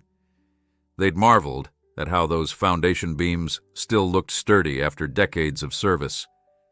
Now they were on the verge of departing the land that had anchored them for over a century. Midday sunlight streamed down, illuminating motes of dust drifting through the air. Rachel's face shone with perspiration as she helped gather stray nails into boxes, mindful of the need to keep everything tidy. At one point, she stooped to pick up a small wooden peg, a relic from some hidden joint in the barn's frame. She turned it in her fingers, struck by the simple craftsmanship. It reminded her that the barn wasn't just an empty shell. It was the product of hands that had shaped wood to fit precisely. Around 1 o'clock, Henry and Rachel broke for lunch, sitting on the porch with sandwiches. From that vantage, they could see the last wall go down. Claire's team approached it slowly, supporting the load with angled braces. In a graceful sequence of movements, the wall tilted, settled, then was gently eased to the ground. A wave of finality swept through Henry as he watched the boards lie flat, dust rising in a pale cloud. Even from across the yard, he heard the soft thud resonate in his chest. "Looks like that's about it," Rachel murmured, swallowing hard. She turned to see if her father was all right. Henry exhaled shakily, setting his sandwich aside. "Yep," he said in a tight voice. "That's the end of it." The structure that once defined their farm's skyline was reduced to labeled pieces, ready for transport. An unease filled him, like stepping into an unfamiliar landscape, though he was still on his own property. By mid-afternoon, only a scatter of debris remained. Workers loaded the final crates and beams onto trucks. A few timbers, which Claire had designated unsalvageable due to rot, would remain behind, unless Henry wanted them removed. When she asked for his preference, he decided to keep them, thinking perhaps he could repurpose the sound sections for a future woodworking project, something tangible to remember the barn by. Claire nodded, scribbling a note. As the trucks lined up to depart, Henry walked among them, glancing at the stacks of carefully wrapped lumber. Each bundle bore a code correlating to its original position in the barn. It comforted him that the crew treated the wood with such reverence, almost like museum artifacts. The foreman double-checked every load, then gave Henry a respectful nod. Within minutes, the procession began pulling away, engines grumbling as the vehicles headed down the gravel drive and onto the main road. A strange hush followed, broken only by the rustle of a faint breeze. With those trucks gone, the farm felt startlingly empty. A rectangular patch of bare earth lay where the barn once stood, littered with tire tracks and scattered sawdust. No heavy timbers rose skyward, no worn doors greeted them. Henry stood at the edge of that space, Rachel at his side, each wrestling with a sense of displacement. "It's like losing a friend," she whispered. He nodded, unable to speak for a moment, his throat tight. Then he reached into his pocket and withdrew a small chunk of wood, the section from the beam with pencil marks. Holding it in his palm, he closed his eyes. A while later, Claire approached with a final stack of papers. "Here's our documentation," she explained. "Photographs, itemized lists, and contact info for Mr. Whitman. If you want updates on reconstruction or have changes to request, just let us know." Henry accepted the folder, his thanks halting. She gave him a kind smile, offering her hand. "You've been gracious through this. I hope you'll see the barn again someday, in its new home." He shook her hand, feeling a swirl of emotions. "Thank you," he said softly. "And thank your crew for me. They did it right." Claire nodded, then packed up her final tools. Within minutes, her own van rumbled off, leaving father and daughter completely alone. For the first time in memory, the farm lacked that familiar shape rising at its center. Grass and sky met with no interruption behind the farmhouse. They wandered closer to the bare patch, stepping around stray bits of wood. The ground bore impressions of the barn's foundation, outlines of a perimeter long established.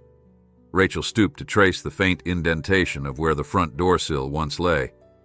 Henry's eyes roamed the vacant space, an ache settling under his ribs. "We did the right thing," he said, almost to convince himself. "It won't rot away. It'll live on somewhere else. We can rebuild something new here." Rachel nodded, pushing wind-blown hair away from her face. "We can plant something. A garden, maybe. An orchard, like Sam suggested. Or we could just let the grass grow for a while. See how we feel." Henry managed a crooked smile. "Might be best to give ourselves time." They retreated to the porch steps, staring silently at the transformation. Afternoon sunlight cast crisp shadows on the now empty farmyard. Faint sounds of birds drifted from distant trees, and a soft wind carried the scent of wildflowers. It struck Henry that the day was beautiful, despite the hollow feeling left by the barn's absence. Maybe I should call Parker, he said after a while, to make sure finances are settled. Rachel slipped an arm around him. Yes, but first, maybe we should just sit. So they did, father and daughter perched on the wooden steps, letting the day's reality sink in. The farm's future spread out before them, wide open, with the promise of financial freedom from the barn's sale. Henry found himself imagining a new building someday, smaller yet functional, or even an open-air pavilion for family gatherings. But he allowed the ideas to remain unspoken for the moment, giving space to the sorrow of losing an irreplaceable piece of his past. Soon the sun dipped lower, painting the fields with gold. Henry rose, walking along the worn path to the corner of the property. The fence there needed repair, he realized. It was a reminder that farm life never stops for heartbreak. He'd see to it soon enough. As he gazed across the gently rolling acres, he thought about the possibilities for tomorrow. Perhaps he and Rachel could expand their crops, or try a new approach to farming that harnessed sustainable methods. Whatever they chose, he carried a renewed determination to honor the land his family had tended for generations. By dusk, they prepared a quiet dinner, roasted vegetables and cornbread. Henry ate slowly, reflecting on the swirl of events, the unexpected arrival of Whitman, the boundary dispute with Turner, and the final day of dismantling. It felt surreal that the barn was truly gone, its pieces traveling down roads to an unknown location. Yet he trusted Whitman's word, trusting that those beams would be revived in some grand project. After dinner, Rachel brought out an old photo album. Together they flipped through images of the barn in different seasons, from a black and white shot featuring Henry as a child with a crooked grin, to a color snapshot of Rachel at age 5, perched on a hay bale. Each picture served as a testament to the structure's silent presence through birthdays, storms, celebrations, and losses. They ended on a final page showing the barn last year, slightly sagging but still defiant. Tears stung their eyes as they closed the album. Night arrived swiftly. Henry stepped onto the porch, letting the cool air settle around him. When he glanced across the yard, the emptiness struck him again, but in that emptiness he sensed an opening for hope. He still had the land, the orchard idea, and a bank account that could free them from endless worry. All this came at a cost, but perhaps it was a price worth paying to secure a stable future. When Rachel joined him, they didn't speak for a time, simply looking out at the moonlit patch of ground where the barn used to stand. The moonlight turned the flattened area into a pale rectangle, a ghostly outline of memory. Finally, Rachel breathed. "Guess we'll find out what happens next." Henry draped an arm around her shoulders. "Yes, we will. One step at a time." The next morning, Henry woke to a peculiar sense of calm. For the first time in years, the dreaded question of how he would pay the farm's debts no longer loomed over him. The barn, once a central symbol of his family's past, was now gone, leaving behind a blank space that reminded him both of loss and opportunity. He rose from bed and went to check on the livestock, feeding the lone horse and releasing the chickens into the yard. As he poured fresh water into the trough, a hint of satisfaction bubbled up inside him. Despite the sadness of losing the barn, he could breathe a little easier. $10 million was more than enough to secure a stable future, yet he was determined to use it wisely, maintaining the farm's integrity rather than turning it into another commercial enterprise. He wanted to remain just Henry Davis, local farmer. Inside the house, Rachel was already bustling around, preparing a hearty breakfast of scrambled eggs and toast. She greeted her father with a relieved smile. "How'd you sleep?" she asked, sliding a plate across the table. Henry gave a soft shrug, settling into the chair. "Better than before," he admitted. "Still feels strange, though." Rachel nodded, stirring sugar into her coffee. "I get it. Every time I look out there, I still expect to see the barn." She paused, biting her lip. "But maybe it's good that it's gone now, like we can finally move forward." Henry glanced toward the window, bright sunlight streaming onto the empty patch of ground. He thought about the orchard idea Sam had mentioned. We could plant fruit trees, he mused, taking a sip of coffee. Maybe apples or peaches, something that might give us a reason to gather people here again. They spent the morning cleaning up stray debris the crew had left behind. Bits of twine, small scraps of wood, a few nails. A gentle breeze carried the scent of wildflowers from the nearby meadow.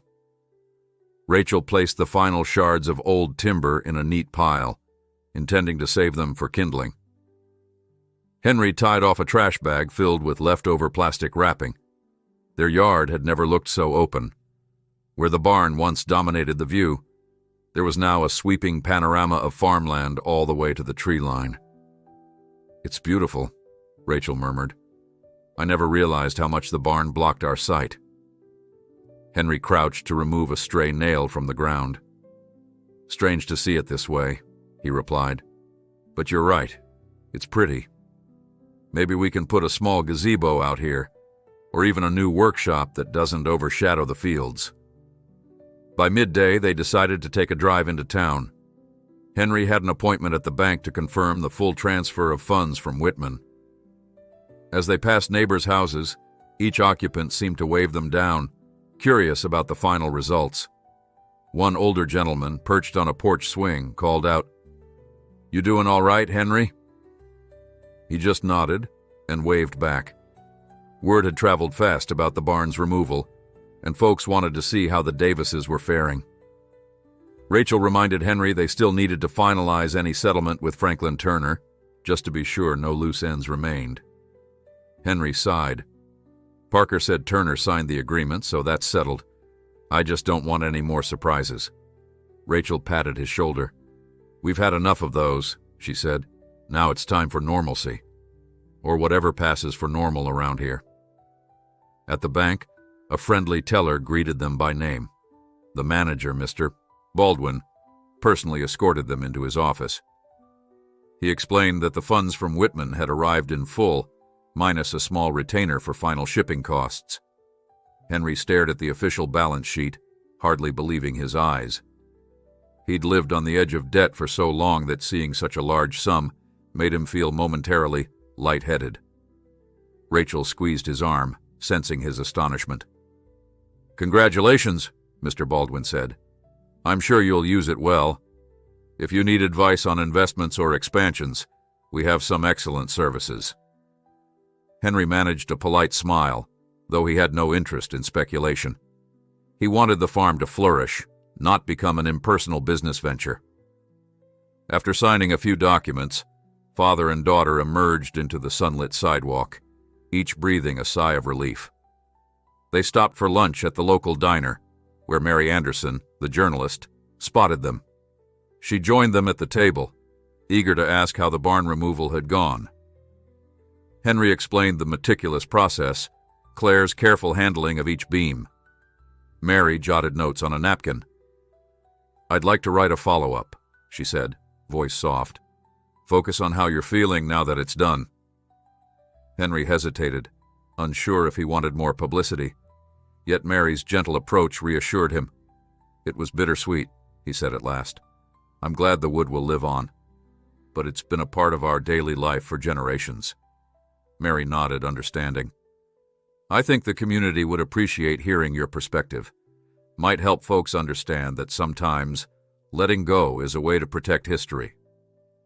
Rachel smiled at that phrasing, hopeful that others would see it as preservation, not destruction. After lunch, they made a brief stop at Parker's office. The lawyer greeted them warmly, confirming that Turner's boundary claim was fully resolved. "He got a small payout? You kept your timeline. Everyone's satisfied," Parker summarized. Relief washed over Henry, who thanked the lawyer for his help. Then, returning home, they found Sam waiting in the driveway with a pickup loaded with young saplings. "Apple trees," Sam announced with a grin. "I got them from a friend's orchard. Figured you might like to start that orchard you talked about." Henry's eyes widened. "You serious?" Sam patted a sapling. "Sure am. Won't cost you a cent. Consider it a gift to help fill that empty spot." Rachel, touched by the gesture, clapped her hands. Henry nodded, fighting back tears. "Thank you, Sam.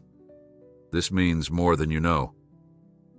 That afternoon, father and daughter planted the saplings in the bare ground where the barn once stood. With each tree carefully placed, they packed soil around the roots and watered them gently. The rhythmic splash of water against the earth felt cleansing, as if each drop signaled a fresh start. Henry wiped sweat from his brow and leaned on his shovel, admiring the row of tender branches. "You think they'll do well here?" Rachel asked, brushing dirt from her jeans. Henry gazed at the horizon. "I think so. The land is fertile, and maybe this place needed a new beginning." Together they finished planting just as the sun dipped, turning the sky into a tapestry of pink and gold.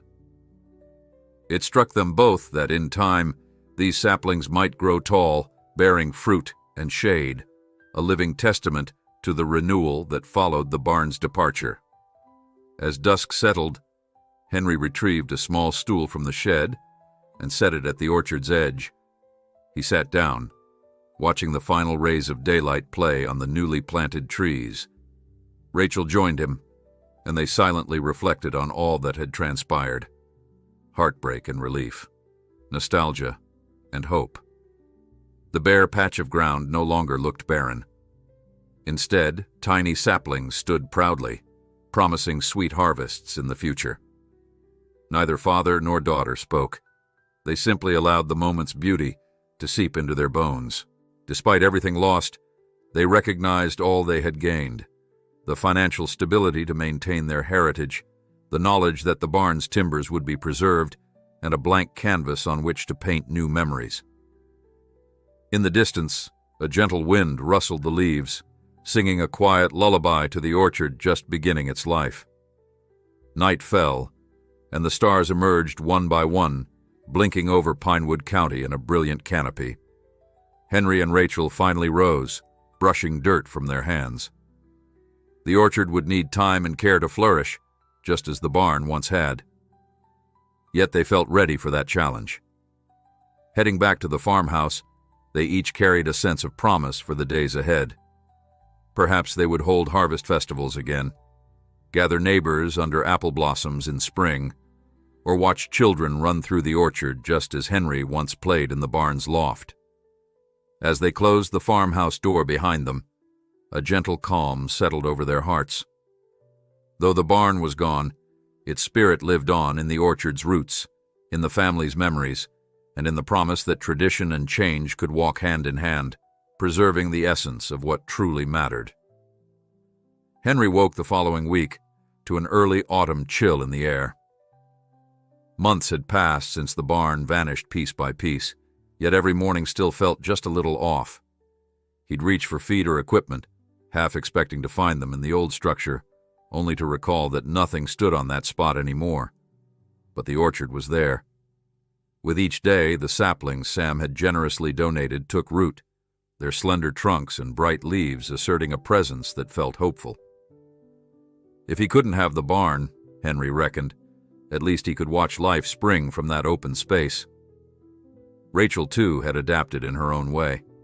She poured her energy into researching new methods for soil care, talking with local horticulturists about pest control, and ensuring the young orchard thrived. Her evenings were spent with her laptop at the kitchen table, combing through articles on sustainable farming. She discovered that orchard grass, planted between rows of trees, helped prevent erosion and provided a natural habitat for beneficial insects. Eager to put theory into practice, she convinced Henry to let her seed patches of orchard grass around the saplings. He agreed, pleased that she was so invested in shaping their future. One Tuesday, while Rachel was out sprinkling seed, a call came from an unknown number. Henry answered, bracing himself for sales pitches or misguided curiosity about the missing barn. "Hello," he said wearily. A lively voice replied, "Mr. Davis, it's Charles Whitman. I apologize for not reaching out sooner, but I've been traveling in Europe for business. I wanted to give you an update on the barn's reassembly progress. Henry's shoulders loosened. Mr. Whitman, nice to hear from you. Everything all right on your end? Yes, Whitman assured him. Claire's team has been extraordinary, as expected. We've reconstructed roughly half the structure at my restoration site. The beams fit together like a puzzle. Sometimes we find small surprises, old carvings hidden inside, or peculiar notches that don't match modern blueprints. It's like opening a time capsule. Despite himself, Henry smiled. I'm glad it's going smoothly. He hesitated, curiosity flickering. Any idea when it'll be finished? It's hard to say, Whitman admitted. We want to ensure it's exact, down to each peg. Might be another few months. But once it's complete, I'll host an unveiling. If you'd like, I'd be honored to invite you and your daughter. Henry's heart jumped in a mix of gratitude and sadness. We'd like that, he managed, voice tight. It would be good to see it standing again. They ended the call on a warm note, leaving Henry with a swirl of feelings. After hanging up, he stared at the phone for a moment, recalling the day when Whitman had first arrived in a slick limousine. So much had changed since then. Now Henry owned a debt-free farm, with the orchard sprouting behind the house. The barn he'd once known was taking shape far away, under careful hands that treated every board like a treasure. When he relayed Whitman's news to Rachel, her eyes lit with cautious excitement. So it'll really stand again, she murmured, pressing a palm against the window as if half expecting to see the barn in the yard. Do you think we'll recognize it? Henry shrugged. I hope so. Maybe it'll look more polished, less battered, but it'll still be the same wood. Days slipped into weeks. The orchard saplings put out new leaves, forming a delicate canopy over the bare ground. Henry and Rachel weeded regularly, installed irrigation hoses to ensure even watering, and spent hours fussing over each tree's progress. Work on the rest of the farm continued. They repaired fences, reorganized storage in a modern metal shed, and replaced aging equipment with newer models that Henry could finally afford. Though life was busier than ever, Henry found a renewed sense of purpose in every task, no longer haunted by the fear of overdue bank notices. Neighbors continued to drop by, offering help or simply checking on how the Davises were handling the change. Mary Anderson published her follow-up article, praising the orchard as a symbolic fresh start. Blackburn, on the other hand, seemed to keep his distance. Rumor had it he'd shifted his focus to a development project in the next county. Henry was content not to see the man's smug face again, especially now that the farm's future felt secure. One breezy Sunday morning, while Henry was tending to the orchard, he noticed a battered station wagon rattling up the driveway. It parked near the house, and a tall, thin stranger emerged. Henry felt a brief surge of alarm, recalling the boundary dispute with Turner. But as the figure approached, Henry recognized an uncertainty in the man's posture. He wasn't confrontational, more hesitant, like someone unsure of his welcome. "Mr. Davis?" the newcomer asked, voice quiet. "I'm Franklin Turner." He extended a hand which Henry accepted after a beat of surprise. The same Franklin Turner who demanded a payoff over that property line? Turner read the expression on Henry's face and immediately blushed. "I'm sorry to show up unannounced. I just wanted to apologize for the trouble I caused. My lawyer egged me on to chase a payout, but I felt guilty afterward." Caught off guard, Henry put down his spade. "Well, that was unexpected," he said, crossing his arms. "Why come out here now?" Turner sighed, glancing at the orchard. "I got your number from Parker, and he said you'd be willing to talk. My grandfather always spoke fondly of your barn. When I heard about the sale, I guess I got greedy. I never realized how it would feel, seeing it dismantled." He spread his hands helplessly. "I just hope you can forgive me for stirring trouble." Henry studied him for a moment. The man had a sincere, almost contrite air, quite different from the impression left by his legal threats. "It's water under the bridge," Henry replied at last, voice calm. "We settled. The barn's gone, orchard's here now. No sense holding a grudge." Turner's relief was palpable. They shook hands again, more firmly. Then Henry asked if he wanted to walk around the orchard. Turner accepted, stepping gingerly across the newly seeded grass. Rachel soon appeared, eyes widening when she recognized who it was. But Henry introduced them, and Rachel maintained polite composure. As they strolled, Turner explained how he lived in the city, rarely visiting the county land he'd inherited. "Honestly, I'm not sure why I keep it," he admitted. "The memories are hazy, but something about this place, it matters." Rachel observed him with mild sympathy. "You should come by more often. Pinewood County can surprise you." Turner nodded, plucking a stray leaf off one of the saplings. "I might do that," he said, voice soft. "It's peaceful out here, far from the rush of the city." After a short tour, Turner thanked them again and departed, leaving a faint sense of closure in his wake. Rachel sighed. "I guess not everyone's heartless," she remarked. Henry nodded. "People make mistakes, at least he owned up to his." By late afternoon, a crisp wind signaled the approach of cooler weather.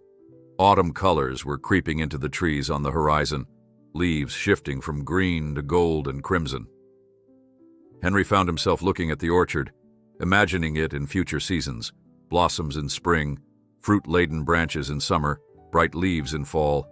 The orchard had become a symbol of moving on, not forgetting, but transforming heartbreak into something new. One evening, as father and daughter sat on the porch, the phone rang inside. Rachel hurried to answer, then emerged with a grin.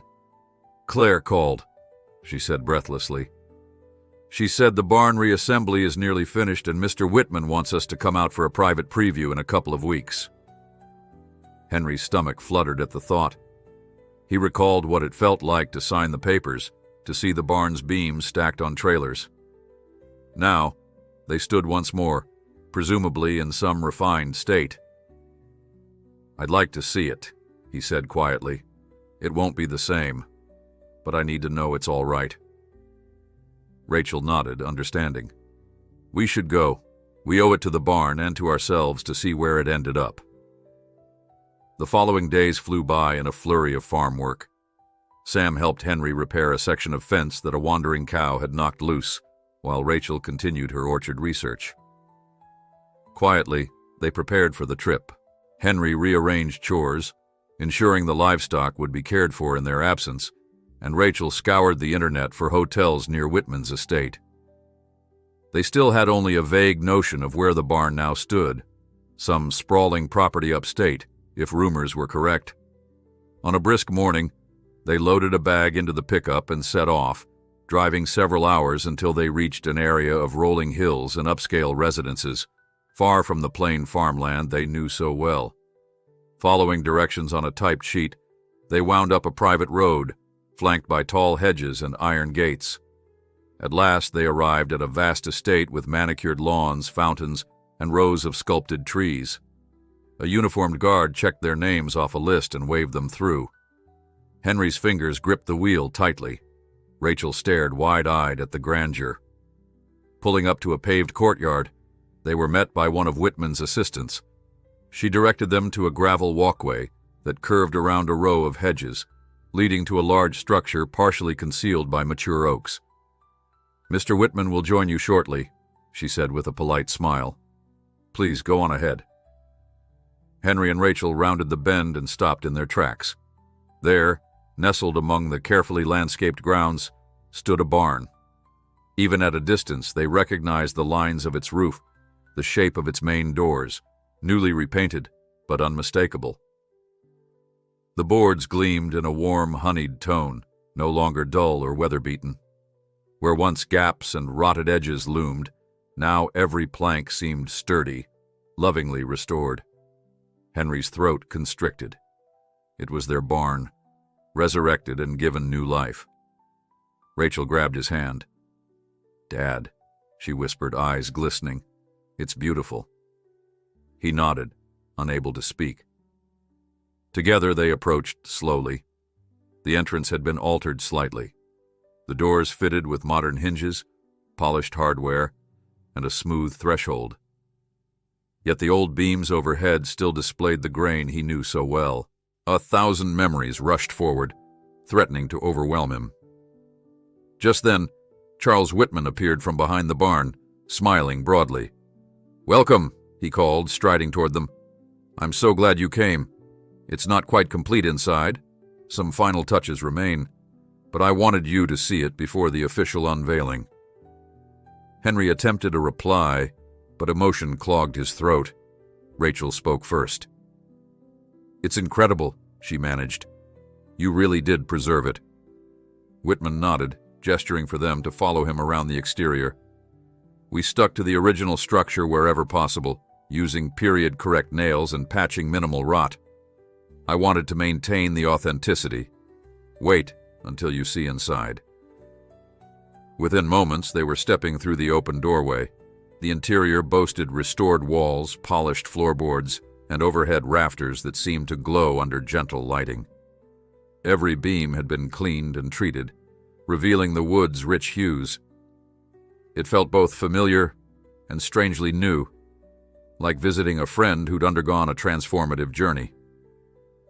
Henry ran a hand along a support post, silently recalling the day he'd touched these same timbers on his own farm. "Once the final lighting and displays are set," Whitman explained, "this will serve as a sort of living museum. People can explore the barn, learn about your family's history, and appreciate the craftsmanship. I want them to feel the soul of it." Rachel walked in a slow circle, pausing to peer up at the loft. She recognized the angles, the shape of the beams, yet each was polished and unscarred by age. She found the old carved initials, hers and her father's, carefully preserved under a clear, protective coating. Tears slipped down her cheeks as she realized Whitman's crew had truly taken care of every detail. Henry turned to Whitman, voice trembling. "Thank you," he whispered. "I never imagined it could look like this." Whitman placed a hand on Henry's shoulder. "I'm the one who should thank you. You entrusted me with something priceless. I only hope I've done it justice." And in that hushed, transformed space, father and daughter realized that although the barn no longer rose on their farm, its spirit lived on, restored beyond any dream they had dared to envision. Stepping out of the newly restored barn on Whitman's estate, Henry blinked under the bright afternoon sun. A subtle breeze carried the scent of trimmed grass and ornamental flowers, so unlike the earthy aroma he'd grown used to back home. Rachel lingered just inside the barn, still tracing her fingers along the gleaming boards. When she finally joined him, her eyes glistened. She looked around at the manicured landscaping, the luxurious paths, and then back at the barn that was both theirs and not theirs. In that moment, father and daughter felt the full weight of the journey that had brought them here. From the day strangers had laughed at their battered barn to the morning Henry signed the papers, from boundary disputes and orchard planting, to this unveiling in a far grander setting than they'd ever imagined. Whitman walked them across a stone walkway toward a small cluster of chairs set beneath the shade of a sprawling oak. Several of his associates were gathered there, chatting quietly. A pair of caterers in crisp uniforms arranged refreshments on a linen-draped table. Whitman gestured for Henry and Rachel to sit, and he settled opposite them, draping one arm casually along the chair's back. "I still have a few finishing touches to add," he said, nodding toward the barn. "A sign explaining its origins, a plaque with your family's name. And I'll be installing discreet climate controls to protect the wood in extreme weather." He glanced at Henry with a mixture of pride and deference. "I want to make sure your barn remains intact for generations to come." Henry took a moment to absorb Whitman's sincerity, the man who had once arrived in a helicopter, flashing a check that seemed beyond belief, was now speaking like a custodian of history. "I appreciate that," Henry said softly. He turned his head, gazing at the barn's fresh paint and sturdy roof. Though it lacked the scuffs and worn edges that had once defined it, the structure retained a soul that was unmistakably the Davis barn. Rachel, hands clasped in her lap, gave Whitman a grateful nod. "Thank you," she echoed, "for seeing what it could be." Laughter and low conversation floated across the lawn. Claire soon appeared, wiping her palms on her work pants, her smile bright. She greeted Henry and Rachel with a warm handshake, remarking how seeing them reunited with the barn brought her closure too. She described the finishing phases of reconstruction in detail, matching original pegs, identifying subtle tilt patterns in the beams, even recreating the old floor layout, so it felt authentic underfoot. Henry listened, quietly marveling at the dedication poured into something that had once been just another battered building in his care. Whitman excused himself to speak with a guest, leaving father and daughter to share a moment with Claire. After a while, they ventured back inside for a closer look.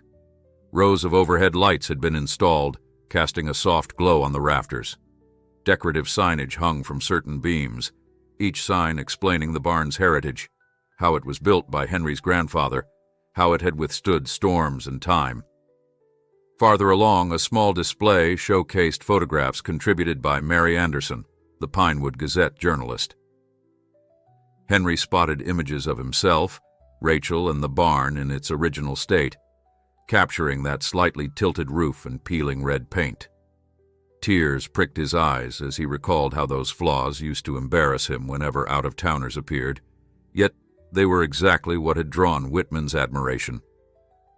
Rachel squeezed his arm, understanding everything he felt. "We're hosting a formal dedication ceremony in a month," Claire said, stepping up beside them. "There'll be historians, local officials, and a handful of artisans. We'd love for you both to attend and share a few words about your family's connection to the barn." The idea of public speaking made Henry uneasy, but he realized it was a chance to honor his ancestors before an appreciative crowd. He nodded, though the notion of standing in front of strangers to tell the barn story felt as foreign as any big city custom. Rachel, however, looked enthused. "We'll be here," she promised. Soon after, Whitman offered to have one of his drivers take them on a tour of the broader estate, an expanse of gardens, sculpture exhibits, and a private lake. Henry hesitated, feeling out of place among the manicured hedges and ornate fountains, yet Whitman insisted, wanting to show them that their barn was not just an isolated curiosity, but a centerpiece in his grand vision of cultural preservation. They climbed into an electric cart that whirred gently along winding paths. Rows of exotic trees lined the route, each labeled with its scientific name. At a glassy lake, swans glided serenely, as if in a painting. Rachel gazed around, entranced, occasionally snapping photos with her phone to show Sam and friends back home. At last, the tour looped back to the courtyard. Henry took in the scale of everything, comparing it to his farm's unpretentious fields. The orchard he and Rachel were nurturing seemed modest by comparison, yet it meant more to them than any swan-filled lake ever could. Whitman cleared his throat. "I hope you don't find all this ostentatious. My estate has grown over the years, each piece reflecting different passions: art, architecture, horticulture. This barn is now among the projects I'm proudest of, a real testament to American rural heritage." Henry tried not to feel overwhelmed. "You've done a remarkable job," he managed. "I'd never have believed it could shine like this." Whitman clasped Henry's shoulder. "Your family gave it decades of life before I ever came along. I'm just carrying the torch." They exchanged a meaningful look that bridged their vastly different worlds, an acknowledgement that they both cared for the same piece of history, albeit in distinct ways. As the late afternoon sun dipped, father and daughter realized they needed to start back if they hoped to reach Pinewood County by nightfall. Whitman walked them to their pickup, the crisp estate gravel crunching underfoot. "Anytime you want to visit, you're welcome," he said, slipping a card into Henry's shirt pocket. "Once the dedication ceremony is scheduled, I'll send details. Bring any neighbors who might want to see the barn in its new form." Henry nodded, though a flicker of doubt crossed his mind about how at ease his neighbors might feel in such a lavish setting. Still, he was touched by the gesture. They drove away from the estate silent for the first few miles. Henry gripped the wheel, thinking of how the barn looked exactly as it once had in his boyhood dreams, restored, proud, shining under purposeful care. Rachel gazed out the window, replaying images of the polished rafters and the photos that documented their farm's story. Finally, she spoke. It wasn't just a sale, she mused, voice quiet. It was a transfer of stewardship. We gave that barn to someone who saw what we saw, maybe even more. Henry nodded. It's strange, but I'm at peace with it. He's preserving the essence of the barn. Now it's up to us to preserve the orchard and keep our farm thriving. They reached home under a twilight sky, the orchard's silhouettes faint against the last vestiges of daylight. Henry parked by the house, inhaling the familiar scent of grass and soil. Home. The orchard was no palatial display, but it was theirs, nurtured by their hands. They walked to the orchard's edge, examining the saplings in the dim light. Henry plucked a browned leaf from one tree, rubbing it between his calloused fingers. They'll need some extra attention this fall, he noted. But next spring, maybe we'll start to see blossoms.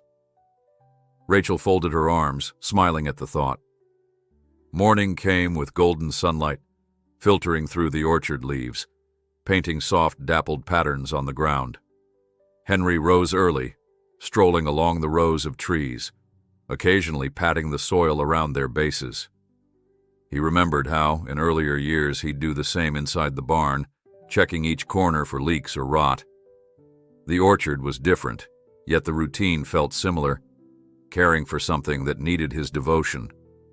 As the days passed, life on the Davis farm found a fresh rhythm. Freed from debt, Henry invested in better irrigation for the fields and replaced a worn-out tractor, each improvement making the daily workload smoother. Rachel, invigorated by the orchard's promise, spent her evenings drafting plans to open a modest farm stand come harvest time, where they could sell apples and other produce. Word spread among neighbors that the Davis place was undergoing a kind of rebirth, a renaissance sparked by the barn's departure. One cool evening, while Henry tinkered with a new cider press in his workshop, Rachel rushed in, phone in hand. "Dad," she said, breathless.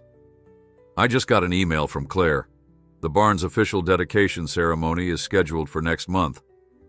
She attached an invitation from Whitman, and there's a mention of us as honored guests." Henry set down his wrench, heart fluttering. "We'll go, right?" Rachel asked. He paused, a faint grin curving his lips. "Yes, we'll go. We owe it to the barn's legacy and to ourselves. Besides, might be nice to see it fully finished." When the day arrived, father and daughter drove the same route to Whitman's estate, now far more comfortable with the idea of visiting. Dozens of cars lined the driveway, a sea of suits and polished shoes making Henry feel out of place until Whitman spotted him and offered a hearty greeting. Inside the barn, ribbons and tasteful decorations awaited a small audience of historians, local officials, and journalists. A podium stood near the center, with chairs arranged in tidy rows. Henry swallowed hard upon realizing he'd be speaking. The ceremony began with brief remarks from historians who praised the barn's heritage and the meticulous reconstruction. Claire spoke about the technical challenges, describing how each original beam told a story of rural life in decades past. Then Whitman took the podium, lauding the Davis family for preserving an icon of American farm culture. Finally, it was Henry's turn. With trembling hands, he stepped forward, the polished boards underfoot, reminding him of how the barn once felt beneath battered work boots. He cleared his throat. "I stand here in what used to be my own barn," he began. "When I was a boy, the beams didn't shine so brightly and the roof leaked in storms. But it was ours, and it sheltered my family through good times and hard times." He paused, scanning the attentive faces. "I never imagined it would end up here, restored and admired by so many. Part of me felt like letting it go was betrayal, but seeing it now, I realize it's found a second life. We sold it, but we didn't lose it. It's here in good hands, ready to inspire whoever walks through these doors. As his words echoed in the rafters, Henry's voice wavered with emotion. He swallowed, gazing down at Rachel in the front row. Meanwhile, back on our farm, we planted an orchard where the barn once stood. Each sapling reminds us that life moves forward, and sometimes we have to make room for new growth. My father always said it's not the building that matters most, but the spirit behind it. This barn's spirit lives on here, in every polished beam, every piece of wood saved from decay. A hush settled, broken only by a collective sense of reverence. Then a wave of gentle applause swept through the barn, echoing across the luminous timbers. Henry stepped down, meeting Rachel's tearful smile. Grateful he found the courage to speak those truths. Whitman shook his hand, whispering a sincere, "Thank you." After the ceremony, reporters asked Henry about his orchard and the future of his farm. He spoke plainly about how, freed from debt, he could keep the land in his family without commercial pressure. Rachel chimed in, describing her vision of a small orchard-based business. Even the historians seemed fascinated by how the barn sale had spurred such personal renewal. Later, father and daughter strolled the barn's interior once more, each beam a testament to the past, each freshly varnished plank an invitation to the future. As the sun dipped low over Whitman's estate, they departed in their pickup, hearts lighter than they'd been in years. Driving back, Henry cast a lingering look at the barn, shrinking behind them in the rearview mirror. He realized that the structure hadn't simply been removed from his life. It had evolved. In losing it, he'd gained an orchard, a revitalized farm, and a sense of hope that soared beyond familiar horizons. And that, Henry reflected, was a trade he could stand behind for the rest of his days.